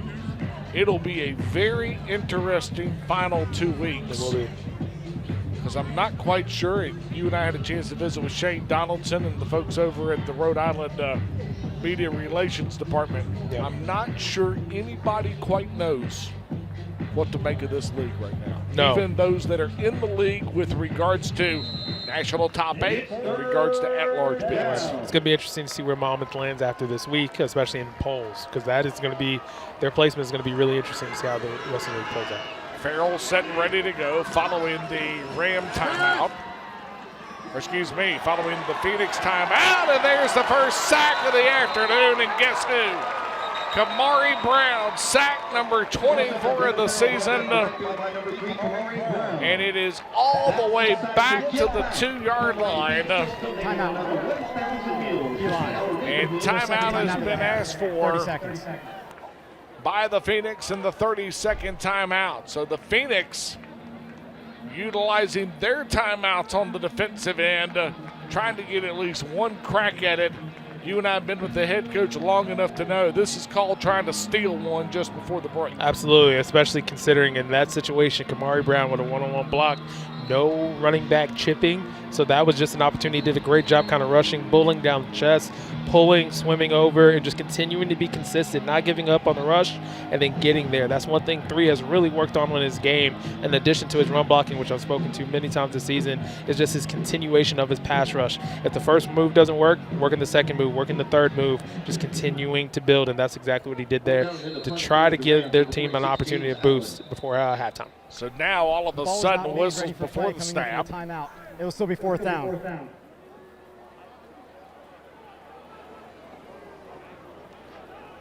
And I am not sure what the stoppage in play was, but DJ James Hamilton standing inside the Rhode Island 45. Tried this on for size. First punt of the afternoon for James Allen. His tippy toes on the inline. Gets it away. It's a wobbling kick. Hamilton will have a go from the 42. Takes it to the 35.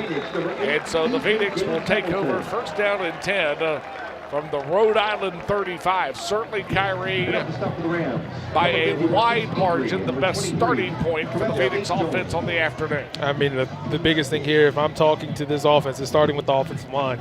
You have to keep Landon Clark clean.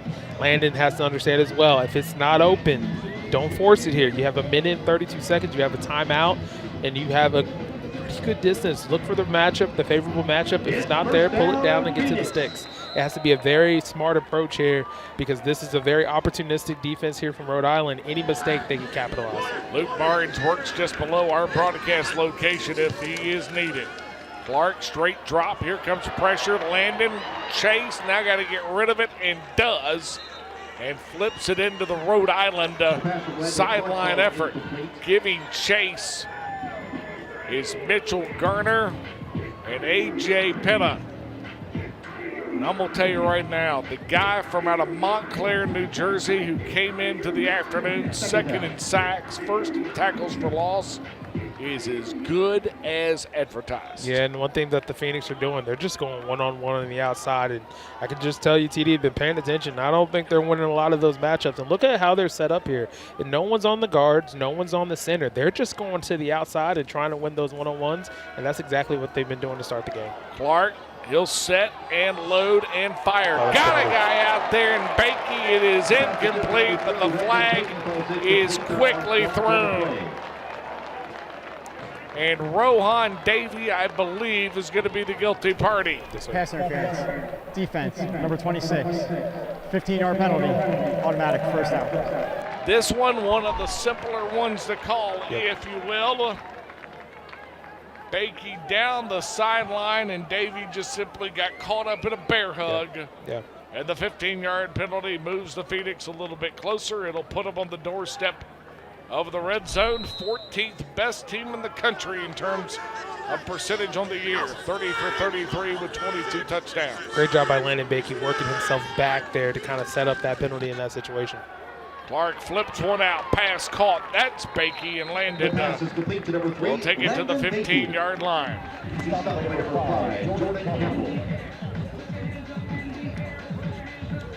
Jordan Campbell comes up to make the stop.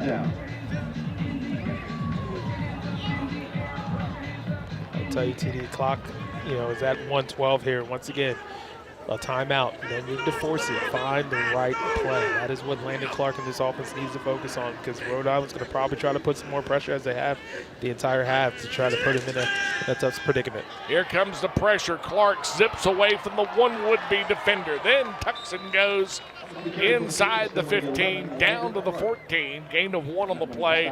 That'll make it 3rd down and 4. Ooh, everybody just take a deep breath right there. Well, I'll tell you right now, Rhode Island, that's been a consistent theme of theirs throughout the day, is that they think rather than, having Landon Clark back there, is just making sure there's an additional body running directly at him to make him a little frantic and getting him where he needs to be, especially considering where they are right now.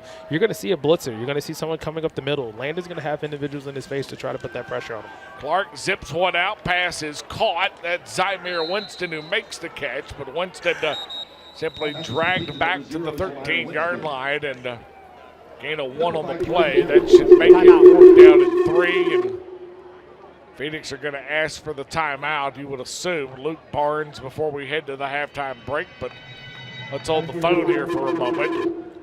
Yeah, I don't think he was about 2 yards, a yard and a half short there. I mean, just considering where he was hit on contact, he was before the stick. So Phoenix have a decision to make. Do you get 3 to make it an 18-point game, where you try to put 6 on the board, or get the first down and give yourself an opportunity? But this is big. This is just getting something positive before the half is really necessary for this team, so they can try to build upon that after halftime and do something they haven't done the last couple weeks, and that's come out in the second half and play strong, dominant football. Phoenix held to just 109 yards of offense in the opening half, including 14 on the ground. Rhode Island is halfway to 500, 257, and Farrell, who already this season has a 19 out of 20 outing against Albany, is 13 for 17. And the Phoenix, who on the season are 6 for 12 in 4th downs, down 21 late second quarter.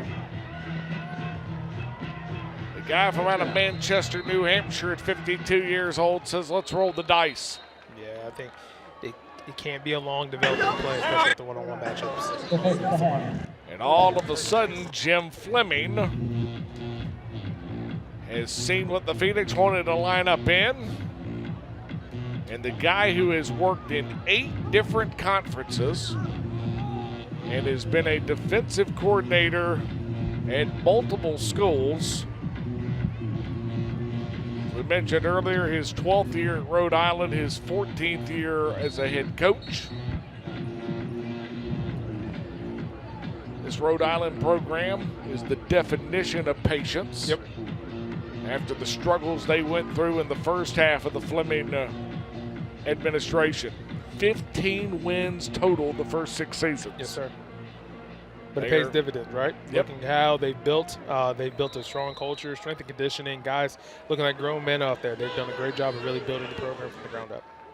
Empty set, Magazoo in motion on 4th down. Clark will keep it off of the read. Landon's got the first and more. He'll take it down to the 6-yard line, gain of 6 on the play. And it'll make it 1st down and goal. Phoenix have got to be quick now, and Clark will simply spike it there's a flag to set up a 2nd and goal, but a flag on the play. I don't think everyone was set, if I'm not mistaken. Kenaz McMillan in the conversation with Justin Ackley. Illegal substitution. More than 11 players on the field at the snap.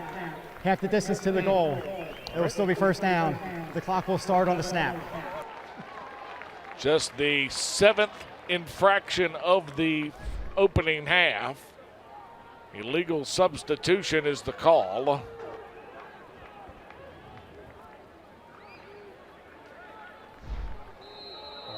And so half the distance in 19 seconds. Yep, 19 seconds. Got to be smart here. If you're going to run the ball, you got to get it in the end zone.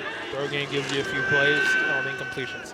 Clark looking, Landon scampering, got to get away and cannot. And without a timeout to work with, Phoenix are going to quickly try to huddle up. And with 4 seconds left, Clark will simply spike it. And that will lead to an opportunity.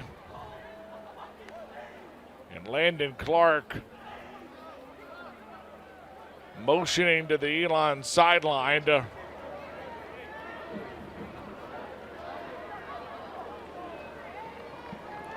down and distance marker is not changed. It should. Now it will to third. And the Phoenix are going to go for it. Instead of taking the third down kick on the final snap, Phoenix will roll the dice. Clark looking. He'll float one to the end zone. Pass is caught. Isaiah Furman. Woo. And just like that, the Phoenix, who all of a sudden it felt like they squandered just their fourth red zone opportunity on the year. The rolling on the field of a completed pass for a touchdown. I can tell you, T, I knew that ball was going to Furman the whole time, but I'll tell you this. 2 men over there, Isaiah Furman, outstanding job, high pointing the ball. Great ball by Landon Clark. Hopefully that is the spark, but that is an outstanding catch by 1-3. Good ball by 11, and that looks like that is a completion. That is a touchdown for the Phoenix. Isaiah Furman, who caught one late in Orono against the Black Bears. If this one holds, and Kyrie has said it very well, it should. It'll be touchdown number 6 on the year for Furman. It'll be Clark's 12th touchdown on the year. It will cap maybe one of the weirder 8-play 35-yard drives in quite some time. TD, I'll tell you, I mean, desperation there in that situation. I think if anybody on the Elon sideline knew where that ball was going, it was going to Isaiah Furman. I think Rhode Island knew too. That's why they had 2 DBs over there. And that could be the catalyst to get things going. But the Phoenix just have put themselves in difficult situations. That could be the spark plug. Rhode Island has played a fantastic half of football from start to just before finish. But it's going to be interesting to see how this goes. I think it is a catch. I don't think it should take too long, and we'll see how the Phoenix can move forward. And I'm going to tell you right now, looking down on the field, Justin Ackley quickly. The rolling on the field is upheld. Touchdown. Touchdown indeed. Ruling is upheld. And that is a great look by our Elon Sports Vision cameras at the dynamic duo of Clark and Furman. Landon walking up and down the sideline during the review. Phoenix right now trying to find a little bit of a spark to head into the break. They may have just found it. In the connection from Clark to Furman, Luke Barnes to add the final note of the opening half. Snap, spot, kick is away, and it is good. First half draws to a close. Phoenix was just 118 yards in the opening half, only 14 on the ground. But somehow, some way, Elon within striking distance. At 24-10, down on the sideline we go, and Hannah Brady's with the head coach. Hannah? Coach, huge response by your offense right there with that touchdown from Isaiah Furman. How do you look to get the run game more involved here in the second half? Yeah, we look good hitting some runs there, in that last possession. Listen, we've played 2 drives of Elon football here, Hannah. So, getting outplayed. They're penalized less than we are. They're missing less tackles than we are. So we played in the first drive. We played in that drive. We got to play better defense. So a lot of football left. 14-point game. So we got to put it together here. We got to get the run going. We got to make plays down the field. We got to tackle. Defensively, how do you put pressure on Devin Farrell and the Rams? Yeah, it's not easy, okay? We did get to him there, but that's important on third down. We can't let him be as comfortable as he is, on third down. They're doing a good job, too, getting in empty with no backs in the backfield, so it makes it tough to play man in some of those situations, so we'll have to make some adjustments for third down. Thanks for your time, Coach. You're welcome. Thank you. Taylor. Hannah, thanks so much. And as always, our thanks to the head coach of the Phoenix, Tony Trisciani, who, by the way, with a win this afternoon, would tie Leon Hart for 5th on the all-time wins list for Elon football. Thought it was interesting. Head coach, who's always great during our halftime visits, said played 2 drives of Elon football during the opening half. I'm assuming it's the bookends of the field goal and the touchdown. I agree, and I would agree with him 120%. The Phoenix need to do just that. Hopefully that is the energy that gets them going. But one, they have to do a good job of getting off the field on third down, and they have to run the football. If they do not run the football, the athleticism on Rhode Island will cause stress on Landon, more mistakes. They want to win this game, run the ball, make stops on third down. Isaiah Furman's touchdown catch moves the Phoenix back within 14. Halftime begins next. This is Elon Football from I-48 in Elon Sports Vision.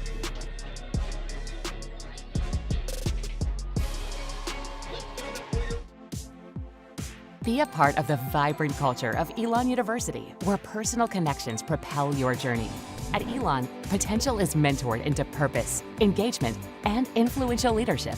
Education transcends the classroom, driven by immersive experiences and hands-on opportunities. Dive in from day one to explore your passions and graduate as a leader ready to make a difference. Are you ready to begin your journey? Discover the possibilities at elon.edu.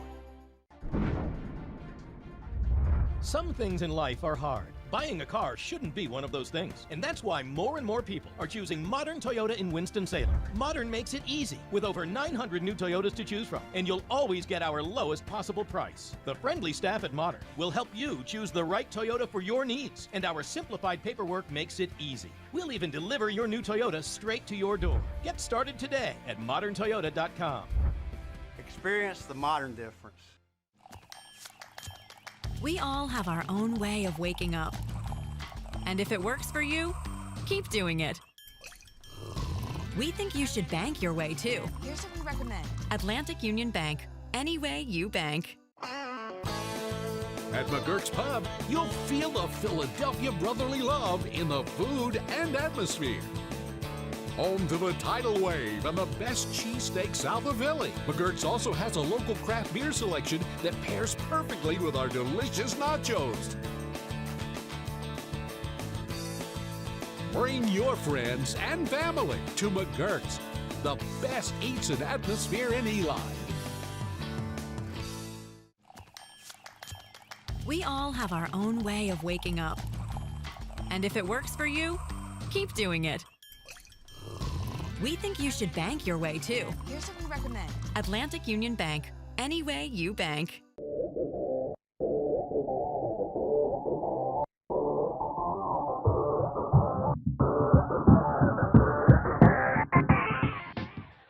I didn't start playing until I was a sophomore in high school.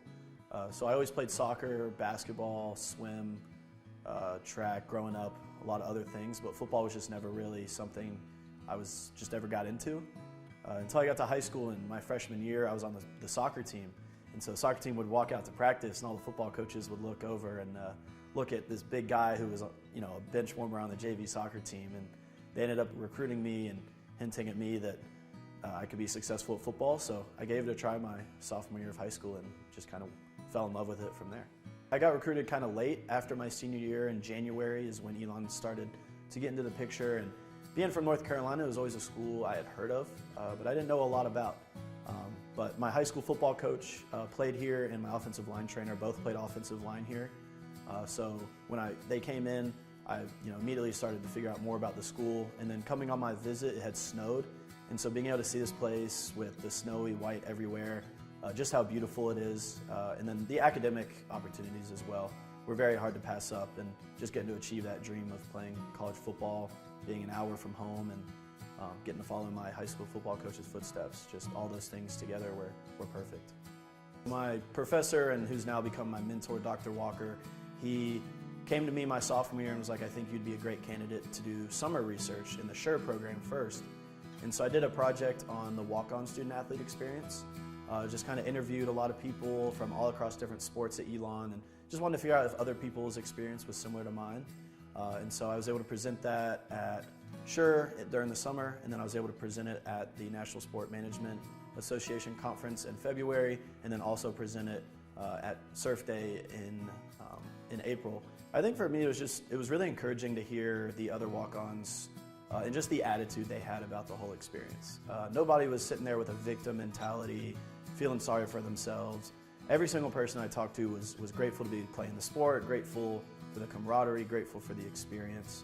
And they were just trying to make the most of the experience, just kind of similar to me. And it was great to find other people out there who had had similar experiences, even similar struggles, but they were finding ways to get past that and make the most out of their Elon experience. I would tell them to make sure that they don't define themselves as an Elon football player, Elon basketball player. I would say really make sure you embrace the entire Elon experience, because the best part about my Elon experience has been doing all these different things. Football has been an amazing experience, but if I had put all my eggs in that basket, I don't think I would have had the experience that I've had. I think creating a community with Campus Rec, I'm a peer educator for Elon 1010, doing research on things I'm passionate about, having all those different avenues to kind of put myself into has also taken pressure off of football and academics, because I have other things to look forward to. So I'd always known kind of after my freshman year, I'd heard of people doing the sock puppet internship, a few other football players, and it's perfect because I have to be here for football in the morning, and then it's local, it's sport related, I'm a sport management major, so it just always seemed like the perfect fit. And so I ended up being given the food and bev intern, which is known as kind of the hardest one with the most responsibility. So I'll never forget they had a tarp over a board and they pulled it off to reveal what our internship roles were going to be.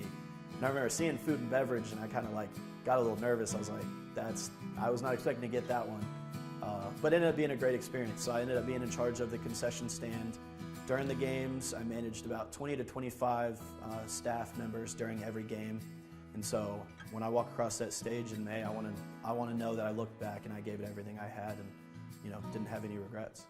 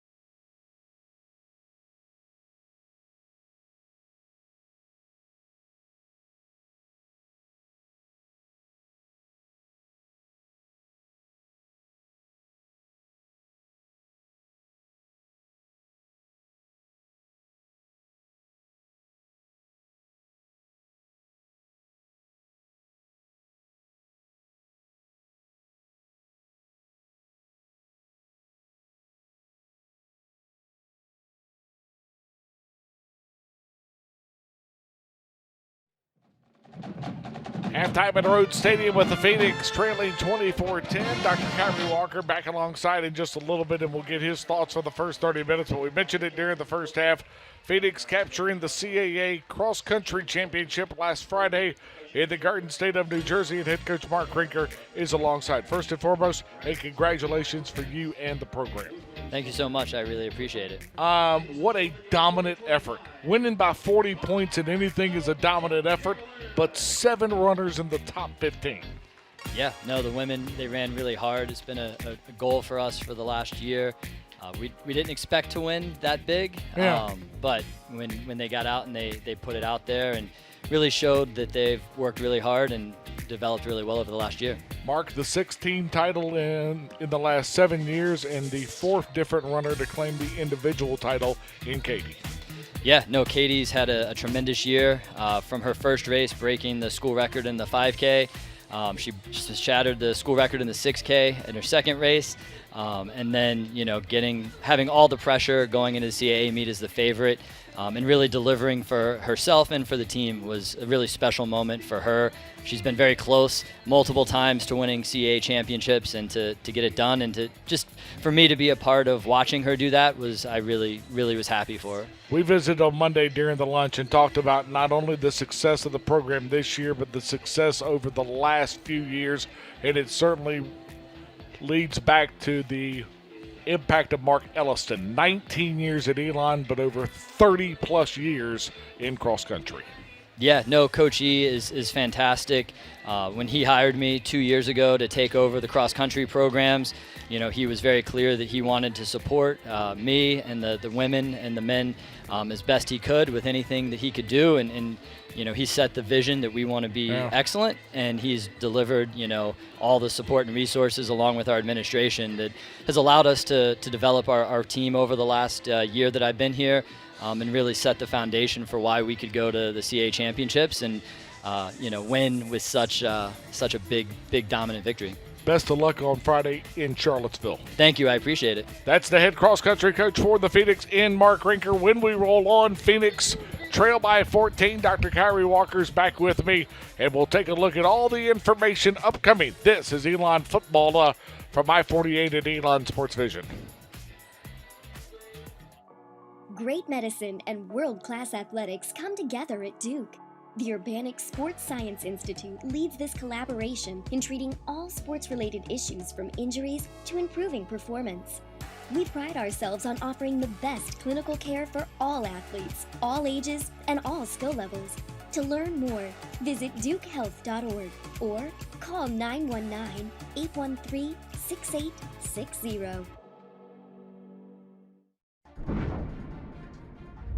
Some things in life are hard. Buying a car shouldn't be one of those things. And that's why more and more people are choosing modern Toyota in Winston-Salem. Modern makes it easy with over 900 new Toyotas to choose from. And you'll always get our lowest possible price. The friendly staff at Modern will help you choose the right Toyota for your needs. And our simplified paperwork makes it easy. We'll even deliver your new Toyota straight to your door. Get started today at moderntoyota.com. Experience the modern difference. We all have our own way of waking up. And if it works for you, keep doing it. We think you should bank your way too. Here's what we recommend. Atlantic Union Bank. Any way you bank. At McGurk's Pub, you'll feel the Philadelphia brotherly love in the food and atmosphere. Home to the tidal wave and the best cheesesteak south of Philly. McGurk's also has a local craft beer selection that pairs perfectly with our delicious nachos. Bring your friends and family to McGurk's, the best eats and atmosphere in Eli. Black Bear Nation, let's ride. Go Tigers. We are Hampton U. You know. As one. Fly Hawks. Tap the rock, baby. At Geek Prod. Roll up, baby. Phoenix Rising. 3 more feet. Good try. Go Dogs. One team, one heart. We all have our own way of waking up. And if it works for you, keep doing it. We think you should bank your way too. Here's what we recommend. Atlantic Union Bank. Any way you bank. Our thanks to head cross-country coach Mark Rinker for stopping by. Once again, the Phoenix have advanced to the NCAA Regionals. That'll be next Friday on the grounds of the University of Thomas Jefferson in Charlottesville, Virginia, as Elon victorious in the CAA championship for the 6th time in the last 7 years. During our visit with Coach Rinker, you saw a little bit of the CAA scoreboard flash by. A couple of different scores of note. Villanova 14, Towson 10. Wildcats continue to give chase. And then, of course, we mentioned the headline earlier, New Hampshire 34, Monmouth 13. A Rhode Island win at Rhodes Stadium means the Rams, who captured the CAA regular season title last year, but not the automatic bid, Rhode Island will find their way into being the lone unbeaten left with just 2 Saturdays in the regular season. But there's work to do, and the reason is because of the job the Phoenix do in closing the half, a bookend half of scoring drives as we get a look at the halftime highlights as you watch Landon Clark getting loose with regards to the start of the second half. Elon gets on the board early. Luke Barnes pays off the long pitch and catch from Clark to Landon Bakey on the opening drive. Barnes knocks it home from 50 yards, but give Rhode Island credit as the Rams put points on the board of their first 4 drives of the afternoon. 3 touchdowns on the effort, as well as the white field goal of 52 yards on the afternoon. And as we mentioned earlier when Kyrie Walker and I talked during the opening half, scoring drives that are all over the map. 16 plays, 10 plays, 5 play, and 1. Kind of feel like 8 plays and 35 yards. Phoenix now need to answer. But boy, that certainly is a nice way to head in for the halftime break. I think the message has to be clear to the Elon defense. You got to get stops. I mean, Rhode Island right now in 5 drives, they've scored 4 times. They had a 15-play drive, a 10-play drive, a 5-play drive. Like they have been able to do what they wanted, and then they also executed with the big play. But almost all of the big plays Rhode Island has had has started off with a broken tackle from Elon. So Elon has been there, but a broken tackle has led to kind of the spurt that Rhode Island has had. I think the energy from that touchdown kind of breathed a little bit of life into this offense, into this team. But with the half left, it's going to have to start with a stop. I think they have to kind of come out, get Rhode Island, just get a stop at all costs. It doesn't have to be a 3 and out. Get themselves back the ball and get moving. I think adding a little pressure to Rhode Island can get things a little tricky, but it all starts with that first drive. And Kyrie, the number that jumps out as you get a look at the halftime stats presented by the Phoenix Kids Club, presented to you by our good friends at Drake's, the best burgers and sushi around. Drake's on Boone Station Drive at Alamance Crossing. The number that you don't see on the board, 3rd down, Rhode Island is 5 for 7. Average yards per snap, 8.1 to 3.6. Average yards per completion, 15.9 to 8.7. I mean, that's just what we're saying, right? I think it's just been very, very surprising to a little bit of the offensive strategy from the Phoenix, but then also Rhode Island's just done a great job executing their game plan, just allowing Farrell to kind of dice things up, quick throws, setting up the runs, and then just taking a shot from time to time, but then just using their athletes. One of the things Rhode Island had coming into it was their speed, and that's where you're seeing it. They're executing at a very high rate on offense and defense right now. One number that's a little bit off the second line, the time of possession. Let's clean up some math. It's almost even, Steven. 15-12 for Rhode Island and 14-48 for the Phoenix. Okay, Elon, who once again does not wind up victorious in the coin toss. This is starting to become just one of the storylines within the storyline. I have a question. I've never seen anything like this in terms of the coin toss. I wonder if the same Elon player is making the call, because if so, I will respectfully ask for someone else to do it for the next couple of games, because just consistently, like you said, it's been one of those things. But regardless in the situation that they're in, they're down 2 scores. 2 scores in a half, a lot of football with a dynamic offense. I think the key, as I said at the end of the half, needs to be said now. They have to run the football in order to loosen up this Rhode Island defense. In getting that to happen allows for more opportunities. But none of that matters unless they start getting stops defensively. Luke Barnes boots it away. It is a line drive that heads to the end zone, and so Rhode Island will put it in play. First down and 10 from their own 25-yard line. Kyrie mentioned it earlier. 5 Rhode Island drives, 3 touchdowns and a field goal, 3-and-out punt. On their last, the lone sack of the afternoon belongs to Kamari Brown. Kamari Brown, by the way, now with 11.5 career sacks. He continues to move up the FCS chart for the Phoenix. But Devin Farrell in that first half, 14 for 18, 222 yards and 2 scores. Haynes in motion, Farrell drops, he'll simply flip one out, pass is caught, that's Quaitang, who will simply scamper to the 30-yard line. Be stopped by number 0, Tony Hart. And Tony Hart will make the stop. Gain is of 5, so make it 2nd down and 5. Once again, broken tackle. The Phoenix have to wrap up. They have to wrap up because that could be a potential 2nd and 7, 2nd and 8 type of situation, get a few yards back. Phoenix have to really lock in on that because Rhode Island's done a great job of making a miss today. Quaitang in motion, handoff is given to Barrow, the backup tailback, and Barrow finds his way for a gain of 2. We'll make it 3rd down and 3. I think the Phoenix here, especially from the defensive line, you got to really load up here. You got to get tough. This is an opportunity to try to spark some energy back into Rhodes Stadium, get the crowd back into it, get your sideline back into it, and get a 3rd down stop. The 2nd consecutive one would be big for this defense. Backup right guard Dimitri Robinson checks in the game as Damon McMillan Jr. hobbles off for Rhode Island. Out of the backfield, Littleton in motion, flips it out. Pass is caught. Farrell finding gains. And that's enough for the first down to the 39-yard line. Needs 3, winds up with 7. And a first down and 10 for the Rams. I mean, that's just a really good route, really good ball from Farrell.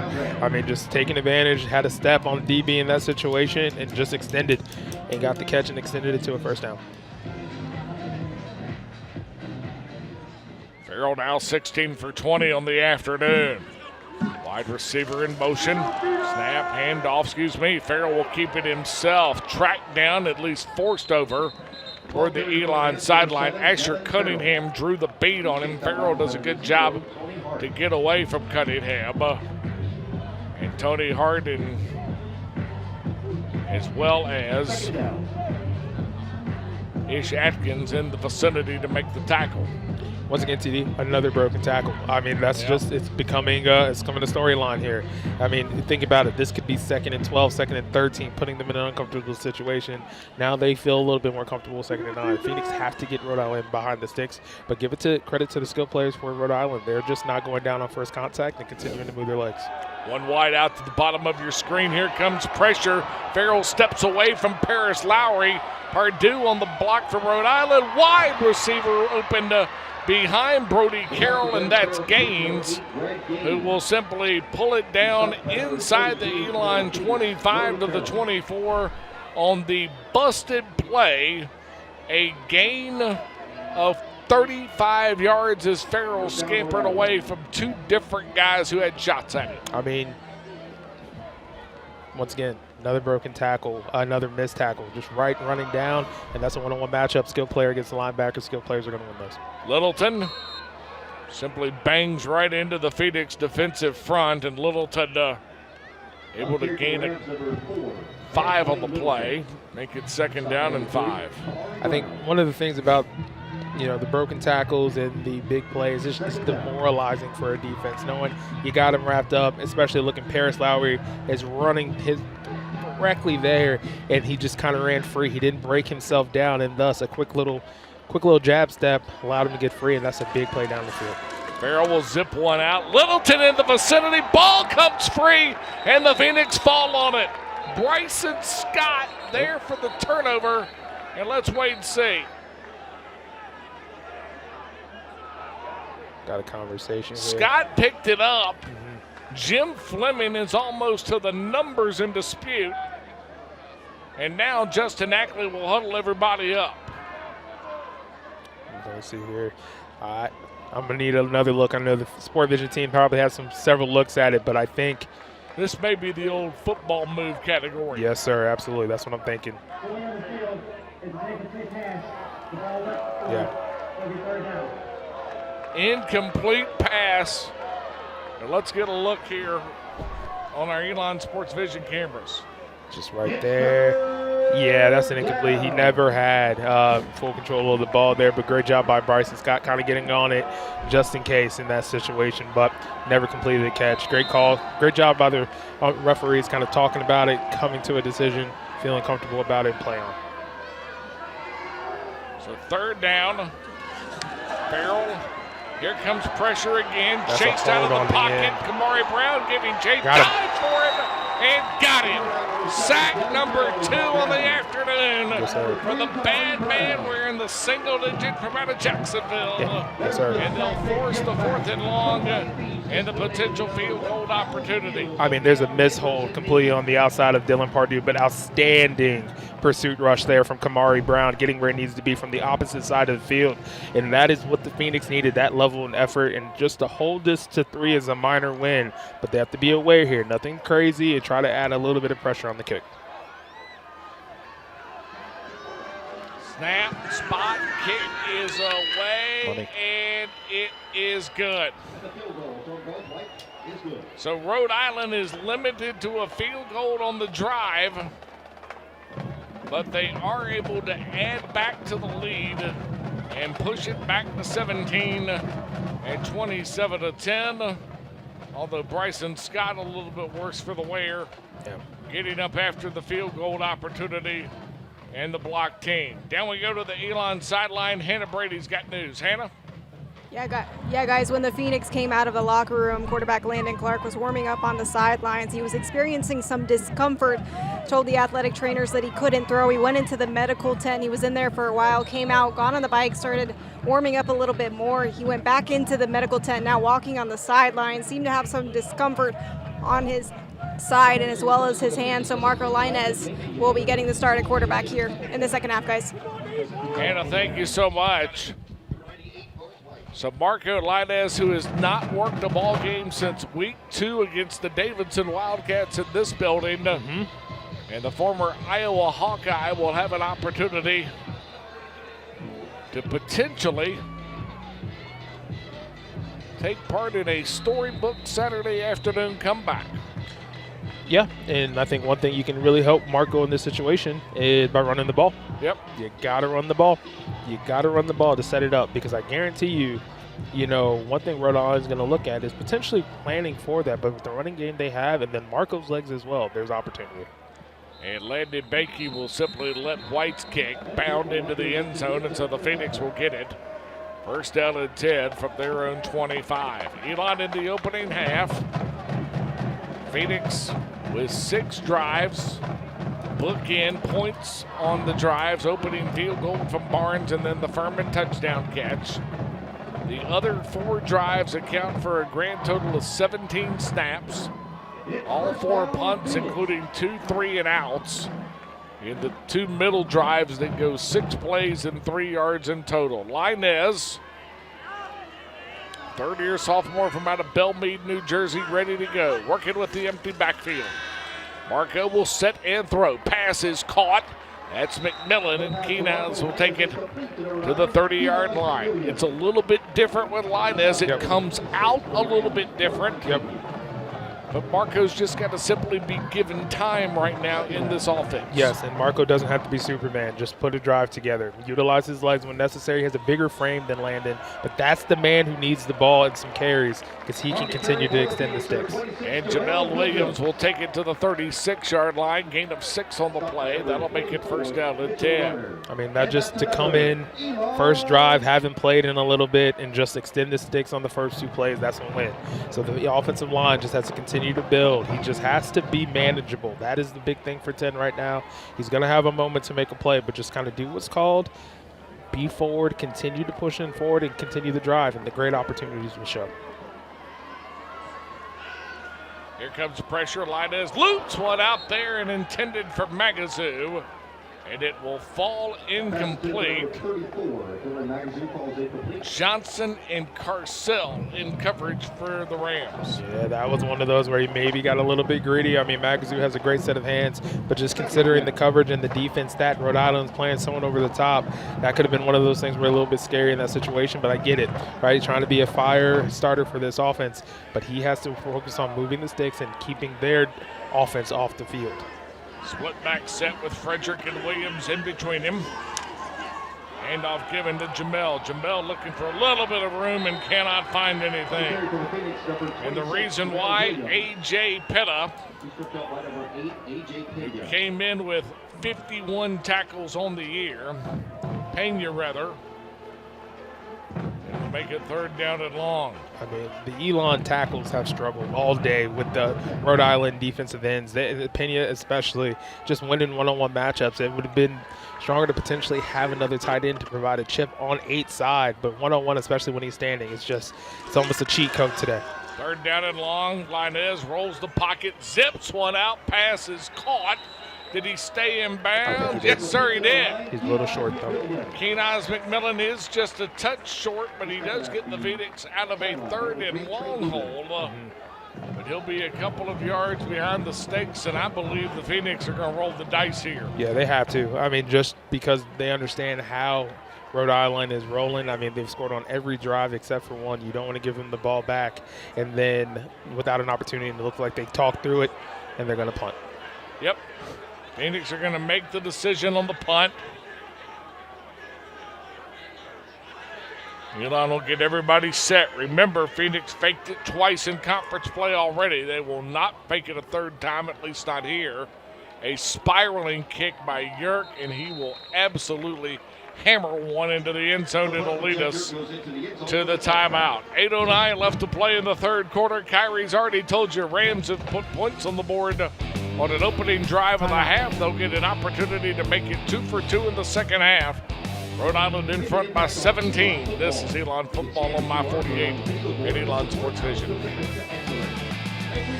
Alamance Community College invites you to step through our doors into a world of opportunity. It's the perfect place to find your key to success. Earn a 2-year degree at ACC through hands-on training in more than 40 careers.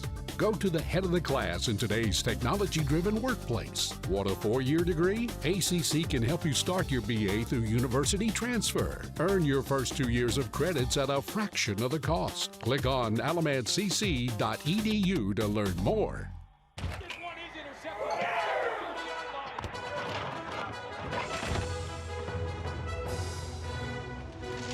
Decorative towel. There was a mess. I wiped up a mess. Yeah, you...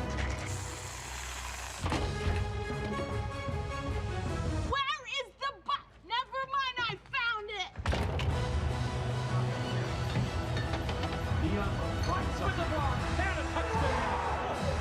it. Welcome back, football fans.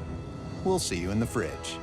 Discover your gateway to the Elon experience with a stay at the Inn at Elon, a 4-star boutique hotel nestled in the heart of one of the nation's most beautiful campuses. Their mission, a stay with a purpose, ensures that 100% of profits from your stay and meals go directly to supporting student scholarships. Enjoy fine dining at the Mark, along with exceptional hospitality throughout your stay. Learn more and book your visit at theinnatelon.com. 27-10, Rhode Island in front. Rams about ready to take over after the Yerk punt down to the sidelines and Hannah Brady. Hannah, it's no secret Phoenix have not found good times in this third quarter of play throughout the season.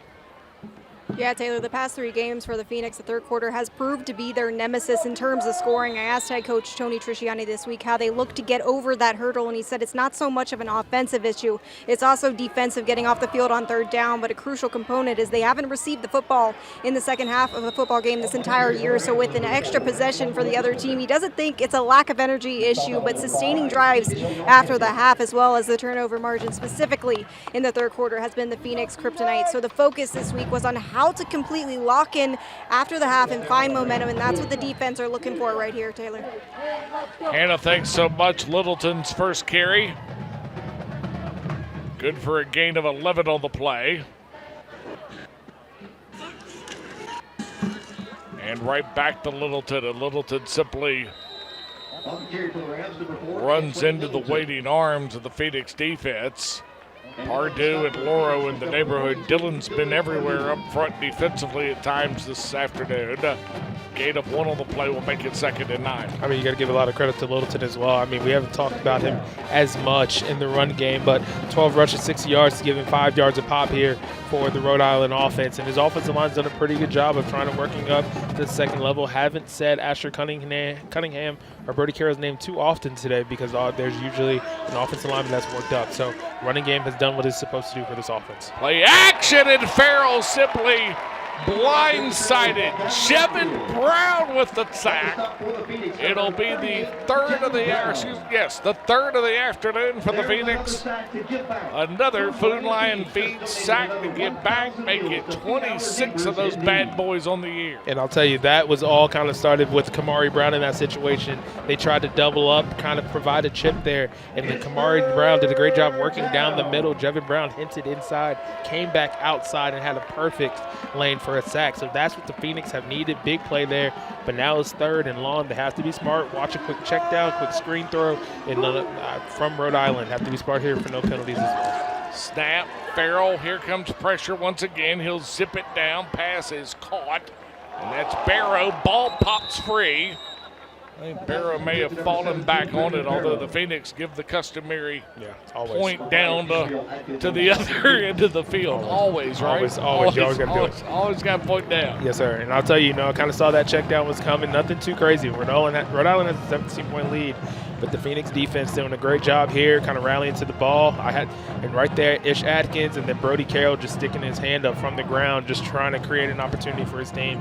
So the Phoenix defense gets another stop. This is something that they've needed, but the offense with Marco Linez, they have to make some plays here to try to get themselves back in the game.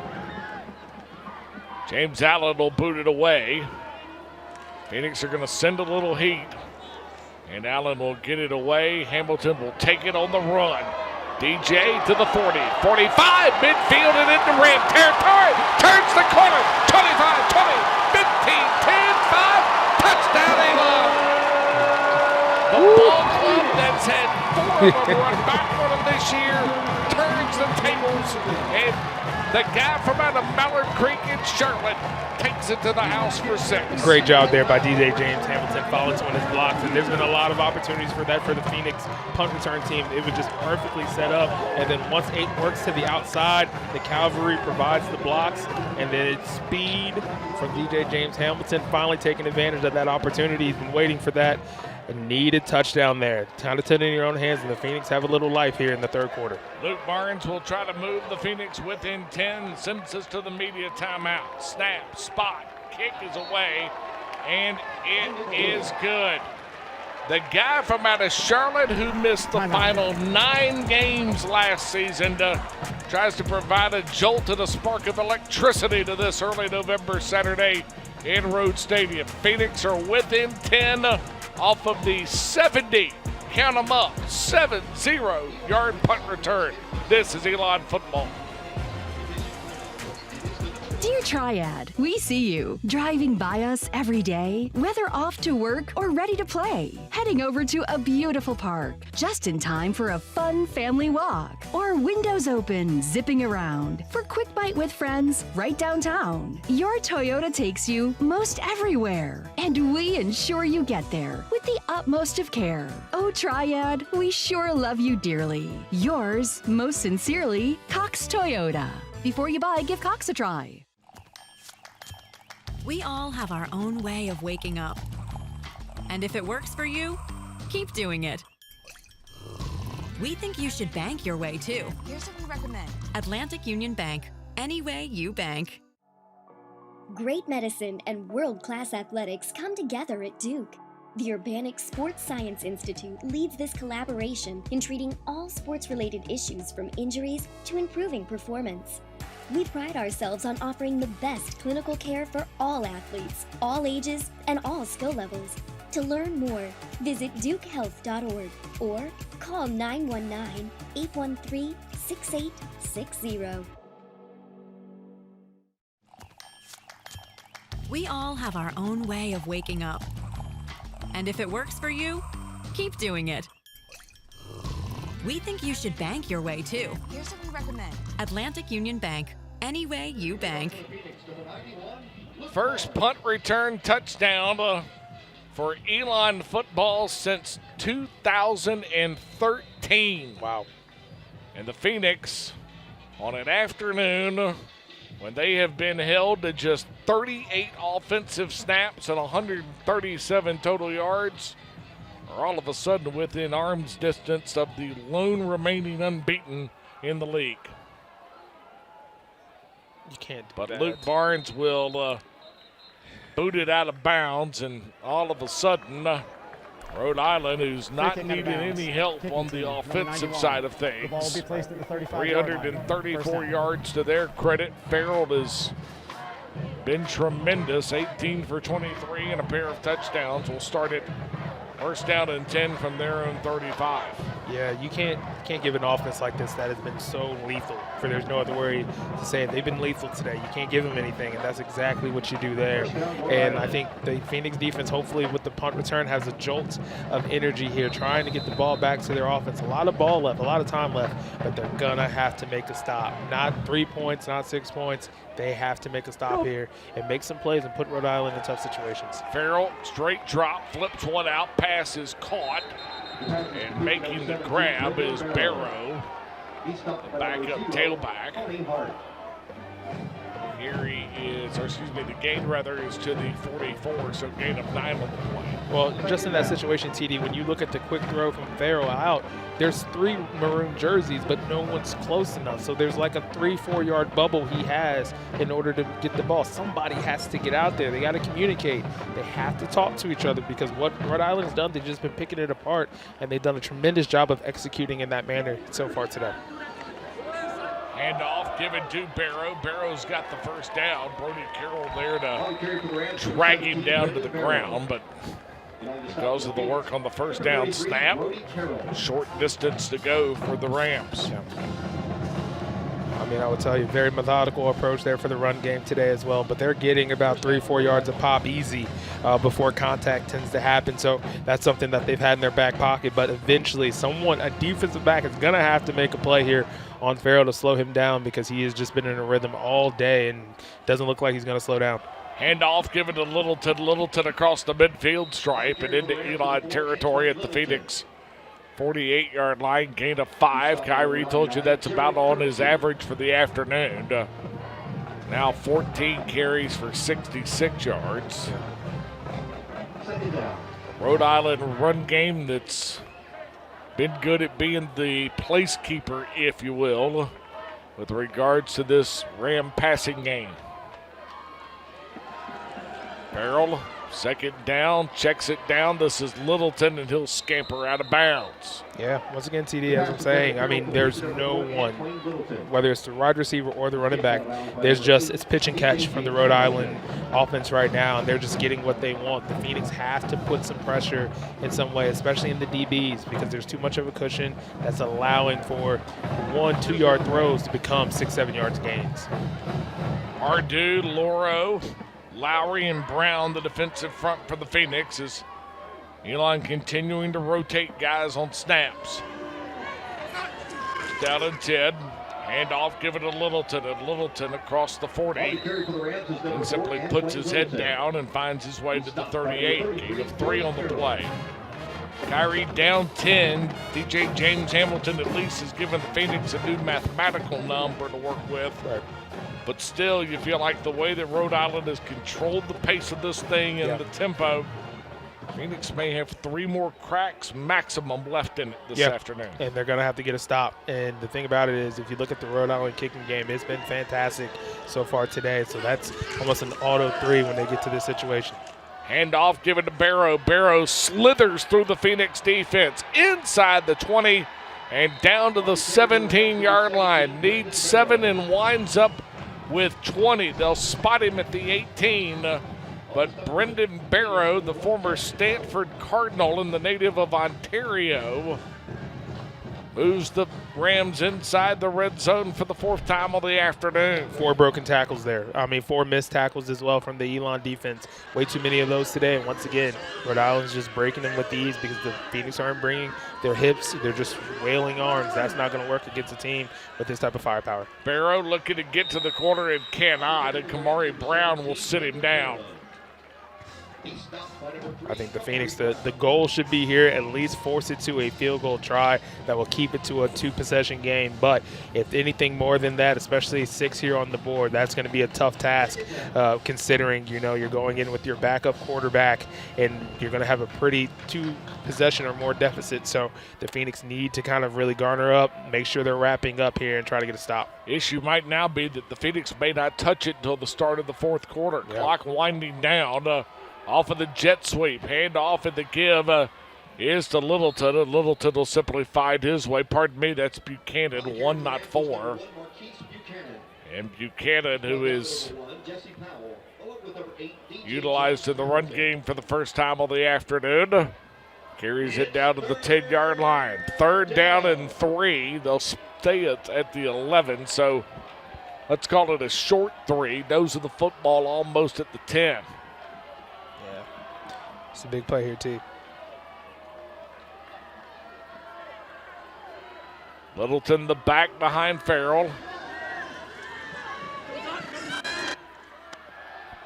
Littleton flips one out. Pass is caught. That's a first down. Once again, and coming up to make the catch is Gaines. Once again, too much of a cushion. That's a big cushion for a situation where they need the first down. You're kind of sitting, waiting, breaks the route, and then, great play by Farrell going right to him, but you're 4 or 5 yards away, and that's your guy. Those are the things that Rhode Island's executing. The Phoenix defense simply has not today. Phoenix will start the fourth quarter with Rhode Island looking at 1st and goal from the Elon 6. Phoenix within 10 of the ball club that came in ranked 10th in the country. Back we come to Rhodes Stadium. This is Elon football on My 48 and Elon Sports Vision.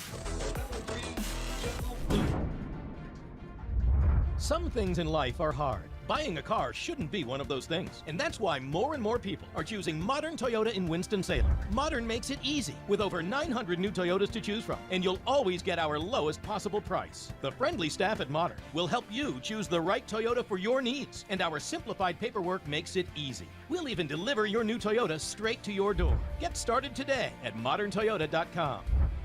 Experience the Modern difference.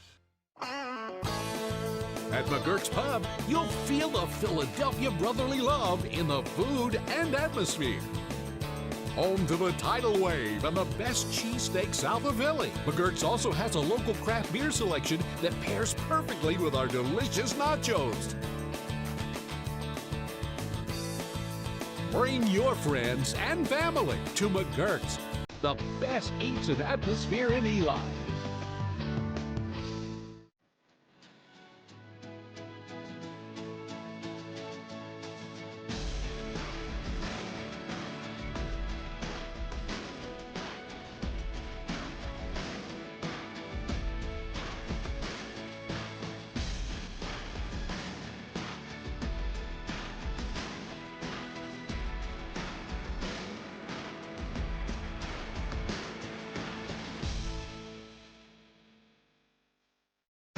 Alamance Community College invites you to step through our doors into a world of opportunity. It's the perfect place to find your key to success. Earn a 2-year degree at ACC through hands-on training in more than 40 careers.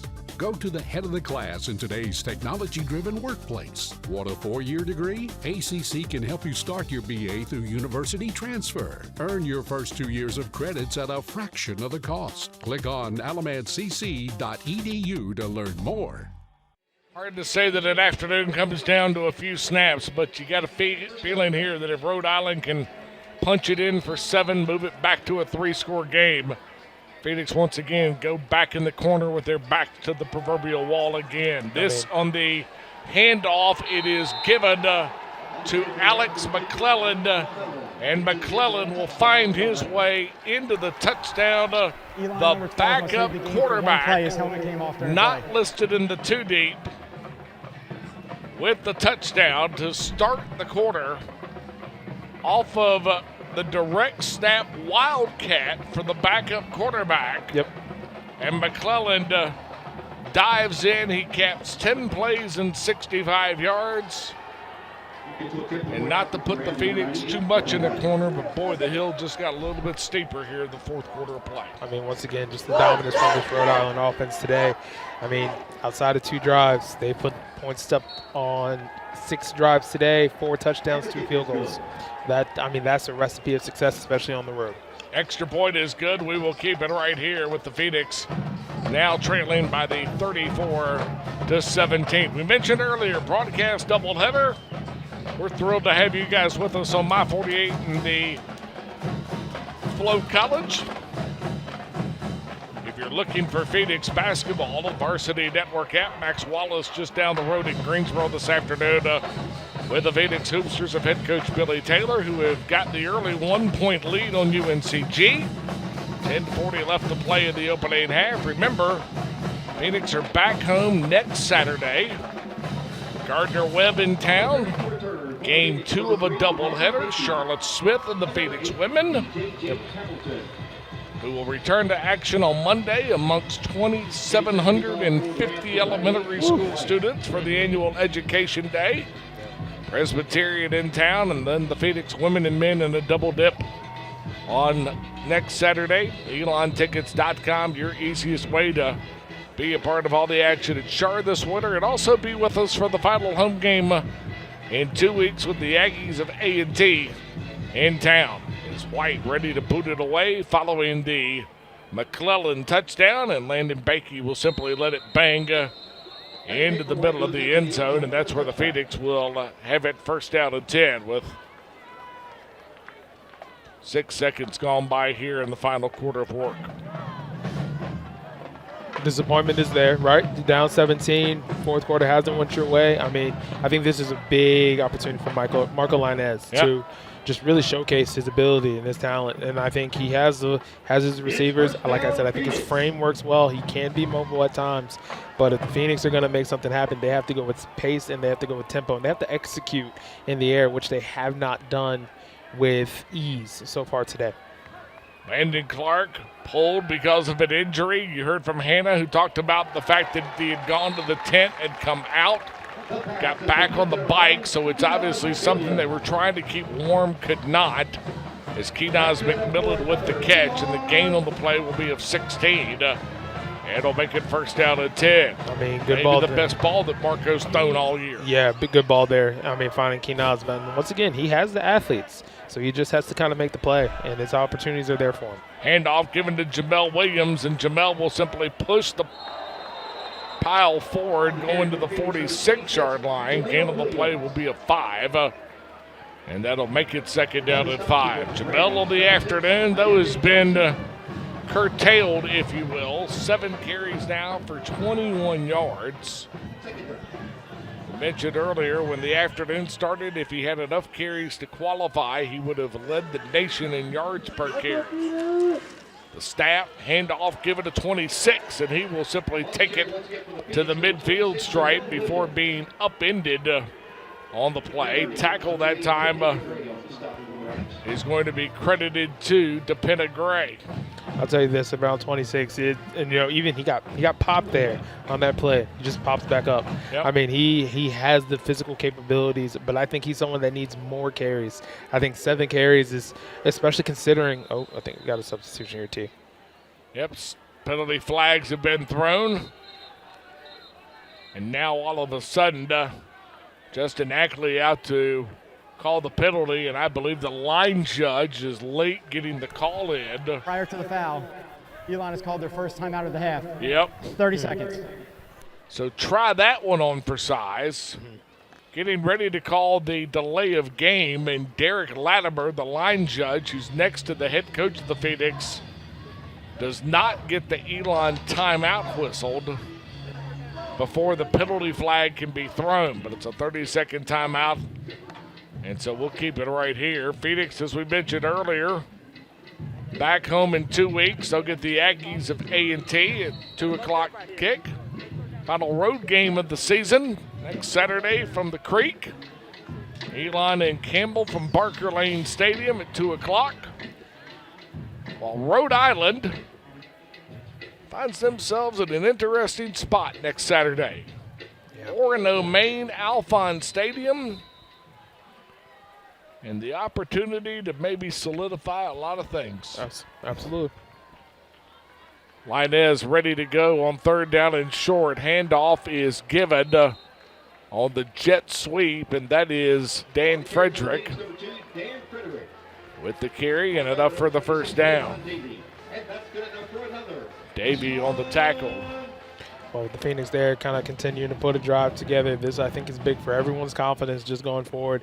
You know, Marco Linez putting together one of his first scoring drives since that David City game back in week 2. This is just, I mean, confidence building for everybody because they need it at this point to go forward for the remainder of the season. Play action, Linez, here comes pressure. Marco steps away, now comes set, flips one into the sideline, intended for Jamel Williams, but Linez also just trying to find higher ground that time. He's giving chase on the play is A.J. Pena, and make it 2nd and 10. I mean, great job there by Marco, kind of escaping, once again bringing pressure from Rhode Island, escaping once, escaping twice, and getting the ball away. I mean, not forcing it where it's not there and living to play another down. Williams in motion out of the backfield. They'll go to the empty set. 3 wide outs to the top of your screen. Linez set. Here comes pressure, and Marco flips it out. Ball is loose. I believe they're going to say hand was going forward. And so the incompleted pass will make it 3rd down and long. On the field is an incomplete pass. I mean, once again, just looking at the pressure that's been brought from Rhode Island today, right up the middle. So the Phoenix, they're bringing one more player that the Phoenix just can't block. And then look at it, I mean, 2 bodies getting by the guards and tackles. I mean, both tackles essentially got beat. And then it's just, that's a big hit there on 10. Hopefully Marco's good. But, I mean, Rhode Island has been relentless with their pressure today. 3rd down and 10. Phoenix on the afternoon, 4 for 11 in 3rd downs.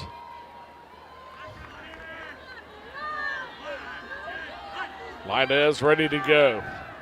Straight drop. Here comes pressure and nowhere to go. And A.J. Pena, who continues to have the kind of year that is probably going to lead to some postseason honors and accolades, continuing to rack up numbers. Pena with his 3rd tackle on the afternoon. It becomes his 2nd sack of the day. I mean, Evanson Freed as the offensive tackle, don't get me wrong, A.J. Pena is outstanding. He's one of the best. Yep. Right? You can't catch as an offensive line, as a tackle.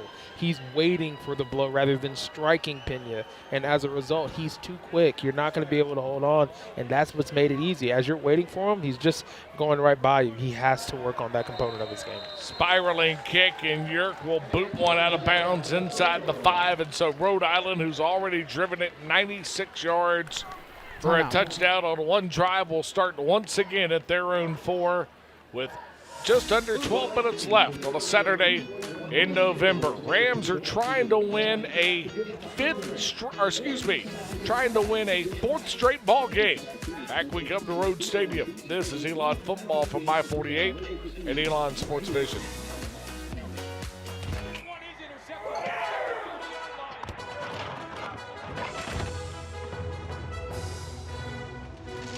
Decorative towel. There was a mess. I wiped up a mess. Yeah, you Where is the bus? Never mind, I found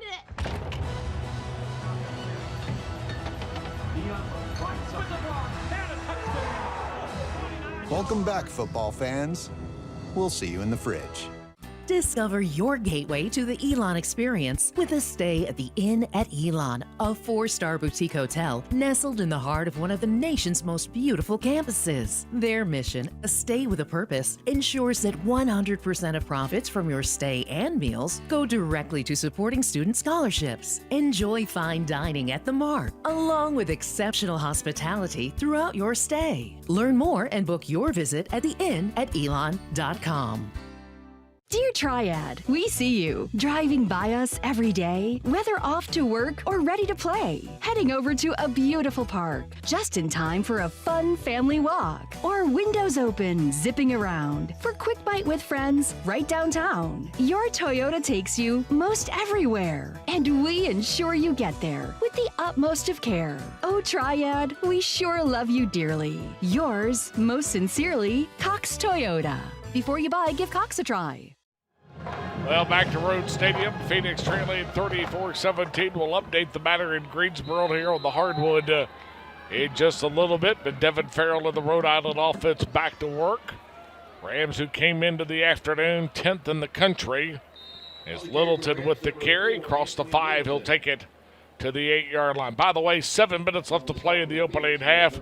The Phoenix, who hit 99 on Wednesday night in the opener against Belmont Abbey, are already at 35 in Greensboro, and the ball club that hit 13 triples on Wednesday night has already hit 7 of them in the opening half against the Spartans. Billy Taylor's ball club leads by 6 here.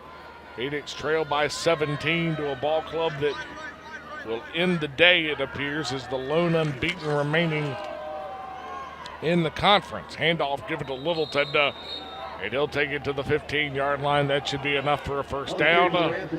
It will be the 21st first down of the afternoon for Rhode Island, who has eclipsed the 400-yard mark in terms of total offense. Kyrie, it was interesting spending some time. Shane Donaldson and the folks at Rhode Island are good friends, and spending a few moments with them in the booth, and you listen to them talk about this afternoon, but also talk about next Saturday against Rhode Island, versus Maine, and then the senior day at Meade Stadium against Hampton. Handoff, by the way, given to Littleton, and he'll find his way across the 20 to the 21-yard line. That's a gain of 6 on the play, and brings up second down and 4. Potentially, you're looking at a ball club that could finish 8-0 in the league, 10-2 overall, and they are not guaranteed, they don't believe, they would be guaranteed a national top 8, at least in terms of the numbers that the committee released earlier this week. That, to me, is fascinating. I think I agree. Obviously, there's a lot of talent at the FCS level if you look at the Missouri Valley and Big Sky. But if you look at what they've done, they've won some big ball games, but the losses is what stands out for this team. Yep. The loss to Brown may come back to be the negative in the resume. Brown, who is right now middle of the road Ivy League team, although if Rhode Island can find another touchdown this afternoon, they would eclipse 38 or more in 4 straight. But I think, if I'm Rhode Island, I'm a big fan of Stony Brook. I'm a big fan of New Hampshire. You want them to keep winning because that makes your wins over them look a lot better, especially New Hampshire, who's rolling right now. Handoff is given to Littleton, and Littleton will take it to the 32-yard line, gain of 5 on the play. They will mark him at the 33. That's a gain of 6. Make it second and 4. Be interesting to see where Monmouth places out after losing this afternoon to New Hampshire. Yep. And then Villanova in their final year in the CAA before moving on to the Patriot League. Also in line for a 7-1 finish. Their lone loss would be to Monmouth. Littleton with the carry. Across the 40, he'll simply dive to the 41. Gain of 8 on the play. That'll be enough for another first down. And now, Littleton's going there. We're just seeing, TD, this is just bully ball now. I think they're just kind of lining up. They have a 17-point lead. They're just running it up the gut. Nothing cute, nothing fancy. Not trying to do too many pre-snap motions. They're just lining up saying, all right, our 5 guys on our offensive line, they're going to work up to the second level. They're going to beat the defensive line. And that's exactly what they're doing. No frills offense here from Rhode Island. Interesting that we've not seen Gabe Winovich after he ran for 90 yards and 2 scores in his first ever start against Bryant. As Farrell uncorks it, Feiner the catch, and the tackle made by Jevin Brown. Connor Feiner makes the grab. We told you earlier, the transfer from north of Atlanta and Kennesaw State. It is a loaded up group in terms of guys that started their time on the academic level at the collegiate side of things at a different destination. We told you earlier, a backfield that is Temple, Maryland, Stanford, some of the previous destinations. Yep. Second down and 7. Tight end in motion across the formation for the Rams. Handoff, this is Barrow. He's the former Stanford Cardinal. He'll take it into Elon territory at the 49. And that'll be enough to move the sticks. The offensive line has become the strength of this group.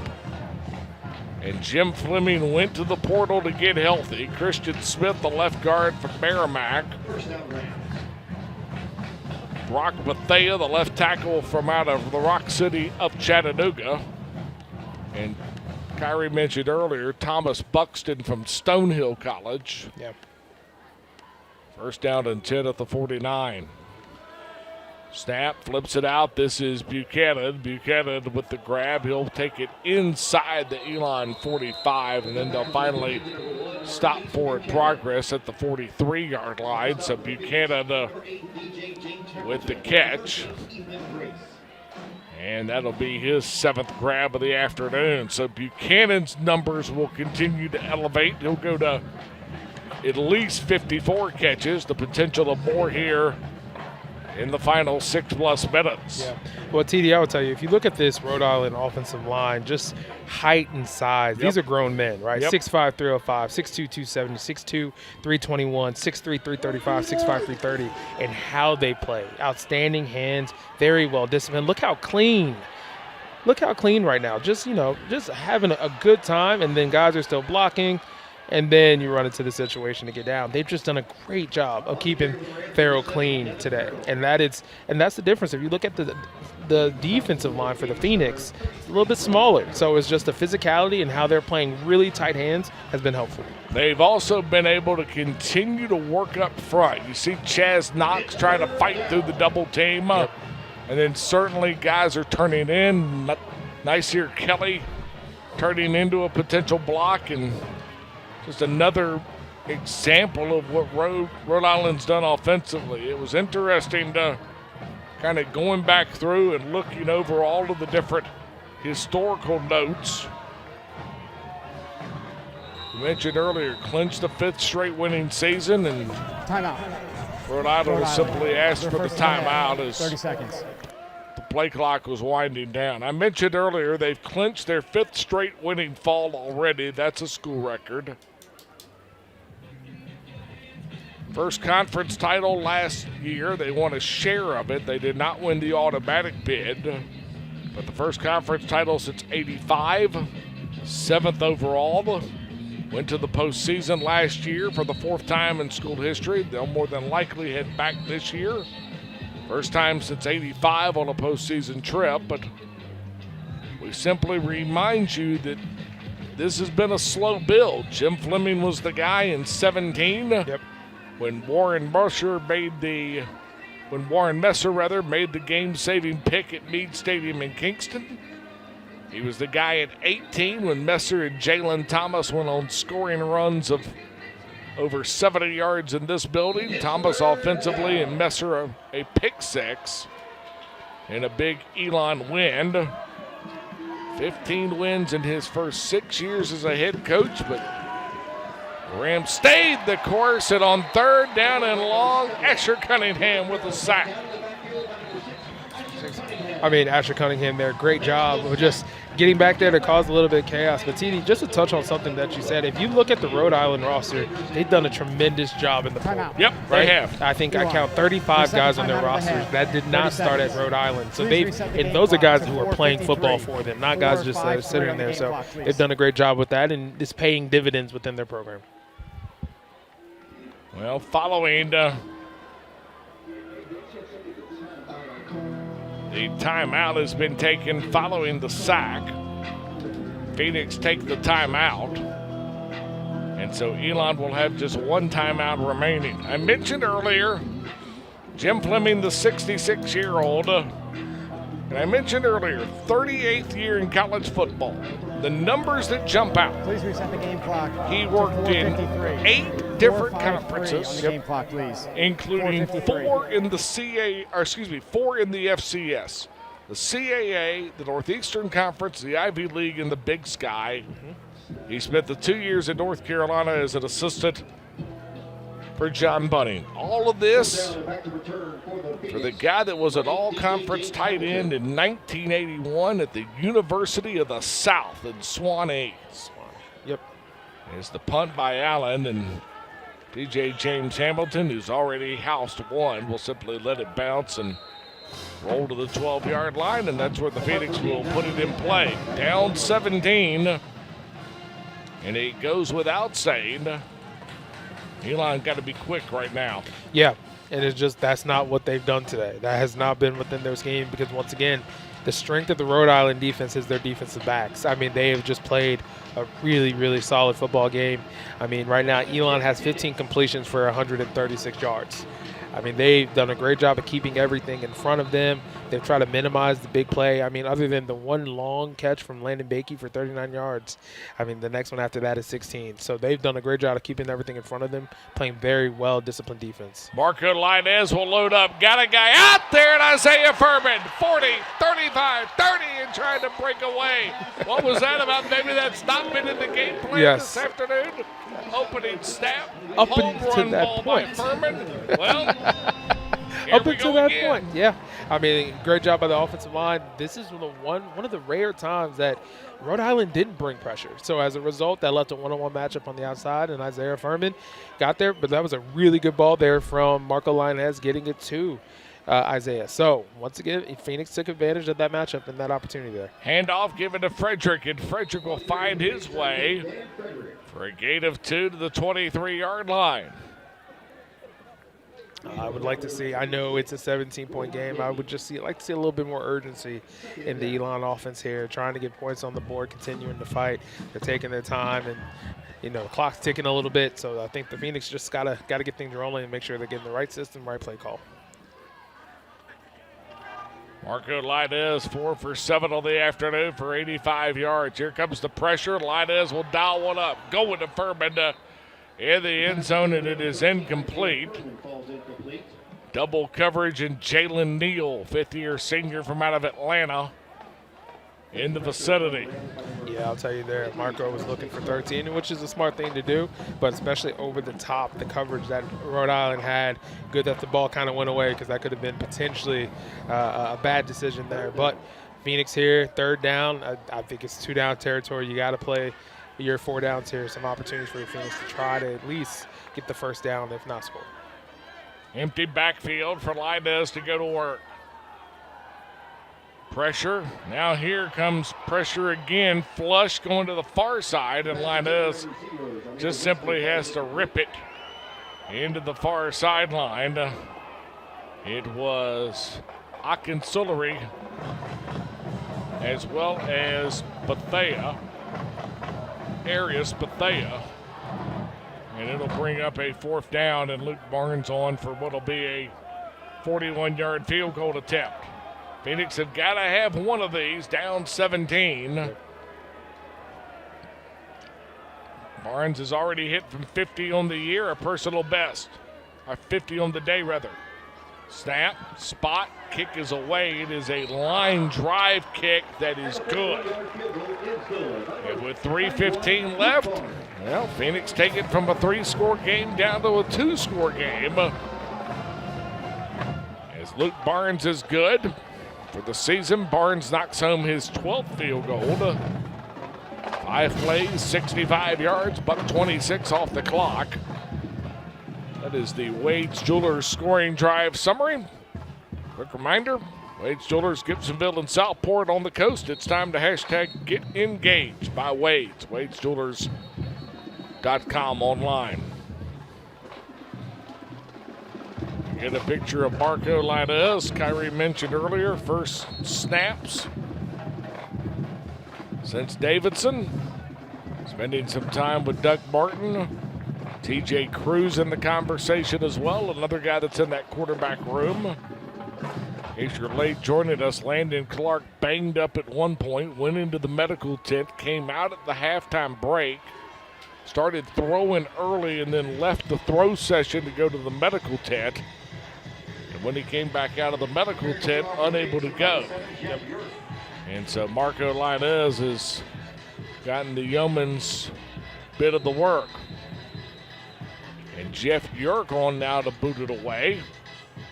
And this is an onside kick effort, high bounce. And this one will simply find its way out of play into the Rhode Island sideline. at the 45-yard line. That was Yerk trying to bounce one up there around the 10-foot rim across the way at Char Center, my friend. Yeah, I mean, that wasn't bad at all. I mean, and if Isaiah Furman had an opportunity to time it just a little bit early on his jump, something could have happened. That wasn't bad at all, but just goes out of bounds. And that's just kind of been the story of the day. The bounces, well, not just the bounces, the Phoenix have had, has been close but no cigar a few times. And Rhode Island, got to give them all the credit in the world. They have just executed at a phenomenal rate. And truthfully, TD, they looked like the number 10 team in the country. Yep. And how they've just played, how they've executed offensively and how they've executed defensively of just continuously providing pressure in today's game. Farrell working with the loaded up offensive line. He'll hand it to Littleton, and Littleton will spin. Going to the midfield stripe. Gain of the play will be of 5. Interesting month ahead for Rhode Island. You would imagine they will host at least one playoff game. If they are a national top 8 seed, that will not be until the first Saturday in December. Yep. If they are not a national top 8 seed, it'll be the Saturday of Thanksgiving. Well, if that will be the last home game, then the project begins on the renovation of Meade Stadium. One of the more unique spots in the league. Gets a $40+ million facelift as Littleton will take it to the 48-yard line. Antwain Littleton, gain of 2 on the play. They are simply taking down one entire side of the stadium. It's the side that held the coaches' booths, held the broadcast efforts. It was a side that was simply wooden bleachers as the 2-minute timeout is upon us, and we'll finish the conversation when we return. Timeout on the field. Phoenix find themselves down 14. Back we come to Rhodes Stadium. Elon, it appears, on their way to losing just the second time in the last 12 November contests. This is Elon football from I-48 at Elon Sports Vision. Great medicine and world-class athletics come together at Duke. The Urbanic Sports Science Institute leads this collaboration in treating all sports-related issues from injuries to improving performance. We pride ourselves on offering the best clinical care for all athletes, all ages, and all skill levels. To learn more, visit dukehealth.org or call 919-813-6860. Some things in life are hard. Buying a car shouldn't be one of those things. And that's why more and more people are choosing modern Toyota in Winston-Salem. Modern makes it easy with over 900 new Toyotas to choose from. And you'll always get our lowest possible price. The friendly staff at Modern will help you choose the right Toyota for your needs. And our simplified paperwork makes it easy. We'll even deliver your new Toyota straight to your door. Get started today at moderntoyota.com. Experience the modern difference. At McGurk's Pub, you'll feel the Philadelphia brotherly love in the food and atmosphere. Home to the tidal wave and the best cheesesteak south of Philly. McGurk's also has a local craft beer selection that pairs perfectly with our delicious nachos. Bring your friends and family to McGurk's, the best eats and atmosphere in Elon. Well, ball club that started the afternoon ranked in the top 10 of the country is certainly putting together a statement victory. It would be their 4th straight. It would be their 8th on the year. They would remain undefeated in conference play and up 14, facing a 3rd and short. But the Phoenix able to put together the pressure, and a couple of names we've talked about throughout the afternoon in Brown and Cunningham there to make the stop. It'll bring up a 4th down. And a 4th and 3, and you would assume James Allen, and indeed you would assume accurately, is Allen on to boot it away. And DJ James Hamilton, the good doctor and I will simply tell you that if you got another one in you, right now be about as good a time as any. Yeah, I would agree. I mean, I would tell you, lock in here, find your spot. And it looks like there's going to be a pump block here. Could go punt save based off the snap. But, yep. And Allen will get it away. It is a wobbling kick. Hamilton will call for the fair catch, and boy, sort of a microcosm of the afternoon. Yep. It hits inside the 10, and instead of bouncing forward and rolling into the end zone, it'll simply take a hop back, and so the Phoenix will begin first down and 10 on the drive at their own 8. We mentioned earlier the November win streak. Phoenix had won 5 straight games in the month, 10 of the last 11. That win streak is in peril with 1:44 left and down 14. Phoenix also came into the year 22 league wins in their last 4 seasons. Handoff given to Jamel Williams. And Jamel will take it to the 20. That's a gain of 12 on the play. And the clock continuing to run with the Phoenix down 14. That streak will come to a close, by the way. 5 conference wins in 4 straight years. Phoenix will need to beat Campbell and beat A&T to make it 5 straight years of 500 or better, as Williams takes the pass out in the flat and then is leveled for his troubles. We'll tell you there, quick throw out. Elon. Scary hit, but third legal and hit final timeout of the primarily half. where it was. Good to see Jamel Williams pop back up, but with 1:20 left, it looks like the Phoenix call a timeout. Yep, Phoenix have called the timeout. It'll be their final timeout of the afternoon. I mentioned earlier the streak of 4 straight seasons of 500 or better and the opportunity to now win in Bowie's Creek next Saturday and then the potential to beat the Yankees here. Right. And we've talked often about the history of Elon football, this being the 103rd season. Yeah. I think it's important to point out that the importance of the final 2 ball games is that the Phoenix have got an opportunity. There are only 2 groups in the 103-year history of this program that have had 5 straight years of 500 or better. One of those went 13 consecutive years, 76 to 88. Of course, you know what those years were with Coach Wilson, Coach Tolley, and the 2 straight national titles. Mackie Carden as well in the coaching tree, along with Wright Anderson, as Linez's pass falls incomplete. McMillan in coverage. It'll bring up 3rd down and 8. But still a lot to play for, but certainly not the opportunity to continue the streak of 5 wins in conference play. But Phoenix and Campbell will be an interesting get-together next Saturday. Absolutely, a Campbell team that has somehow found a way. They got really hot today, and as of right now, with 6 seconds left, they're up 3 on William & Mary, and William & Mary's going for a game-time field goal. So it's been a good game over in Bowie's Creek, and I expect another one next week. Catch is made by McMillan. He will simply run it out to the 27. As Gray comes up to make the stop, we roll to under a minute left. Remember your chance to be here in 2 weeks for a 2 p.m. start, the final home game of the regular season. The Aggies of A&T are in town, senior day. Linez looking, he'll zip one out, pass is caught. McMillan, though, cannot hang on to it. He'll simply drop it. And that'll bring up 4th down. Well, I think and that Jeff was York 4th down. or excuse me, that was 4th down. Yes, sir.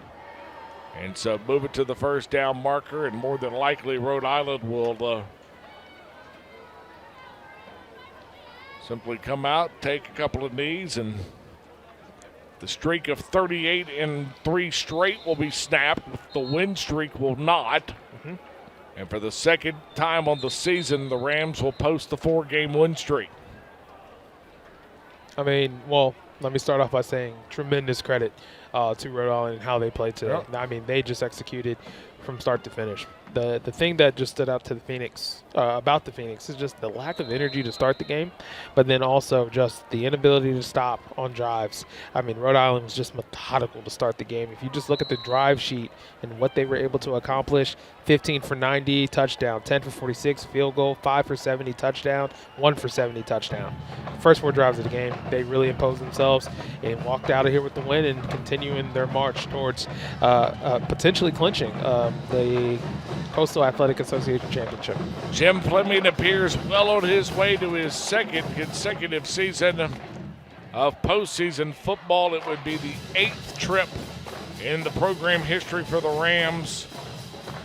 Or excuse me, it would be the 5th trip for the postseason for the Rams, the 2nd straight year in the first 2 playoff trips since 1985. The Phoenix will now need to win in Bowie's Creek next Saturday, and will need to beat the Aggies here in the Senior Day finale in 2 weeks to preserve the streak and run it to 5 straight years of 500 or better. Phoenix fall this afternoon 34-20, and as Kyrie mentioned, hats off to Rhode Island, almost 450 yards of total offense.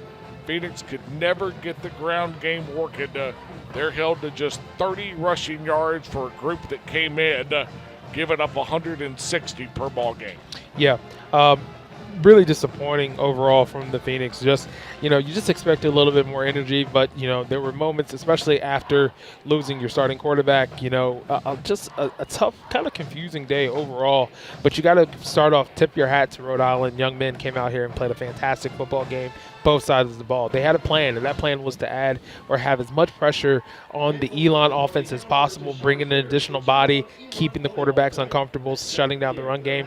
They did that. The Phoenix now, they're sitting at, 4-6, not where they want to be, but they have 2 games to get to 6-6 and have another consecutive 500 season, the 3rd consecutive one in a row. But they have to want that. They have to dig deep and really look inside themselves and try to figure this out, because Campbell, even though they only have 2 wins on the season, those young men are continuing to play football, and they're playing hard, and they're going into their house. So if they want it, they're going to have to go take it, because Campbell's going to continue to try to build wins. And right now the Phoenix have to get back to the drawing board, figure things out, tackling, just all of the little things. Those things matter. Those showed today. You didn't see that as much with Rhode Island. You saw it a lot on the maroon and gold side. So if they want an opportunity to win these ball games, they have to pick up their game, clean up their game, and execute at a much higher level than they have so far in the last few weeks. Our next broadcast on Elon Sports Vision comes your way on next Saturday night at 8 p.m. start for Elon and Gardner-Webb on the men's basketball side. Our next football broadcast on My 48 in 2 Saturdays with A&T and Senior Day. We mentioned some of our crew earlier, but a thanks to the entire cast of thousands: Patrick Cunningham, Scott Katz, Annie Tifo, Mia Zebley, Freddie Berlino, Harry Haber, and Noah Feiner. The camera crew, which has done yeoman's work the entire year: Jacob Blank and Daniel Tallery, Jordan Molinari Suggs, Lucy Connery, Alex Roberts, and Joey Marinello. Ella Smith was sensational on the audio side. Cade Maiden on the utility. Landon Lepley on the parabolics this afternoon. Haymeen Ima and on the video engineer side. And then, of course, John Spitznagel, the incomparable John Spitznagel on the broadcast engineer side. And Annika Cronin on the coordinating producer role. Phoenix fall this afternoon, 34-20. Rhode Island leaves the Old North State, the only unbeaten in the league. Until we join you next Saturday night for hoops, or in 2 weeks for the Senior Day football. For Kyrie Walker and Hannah Brady, I'm Taylor Durham.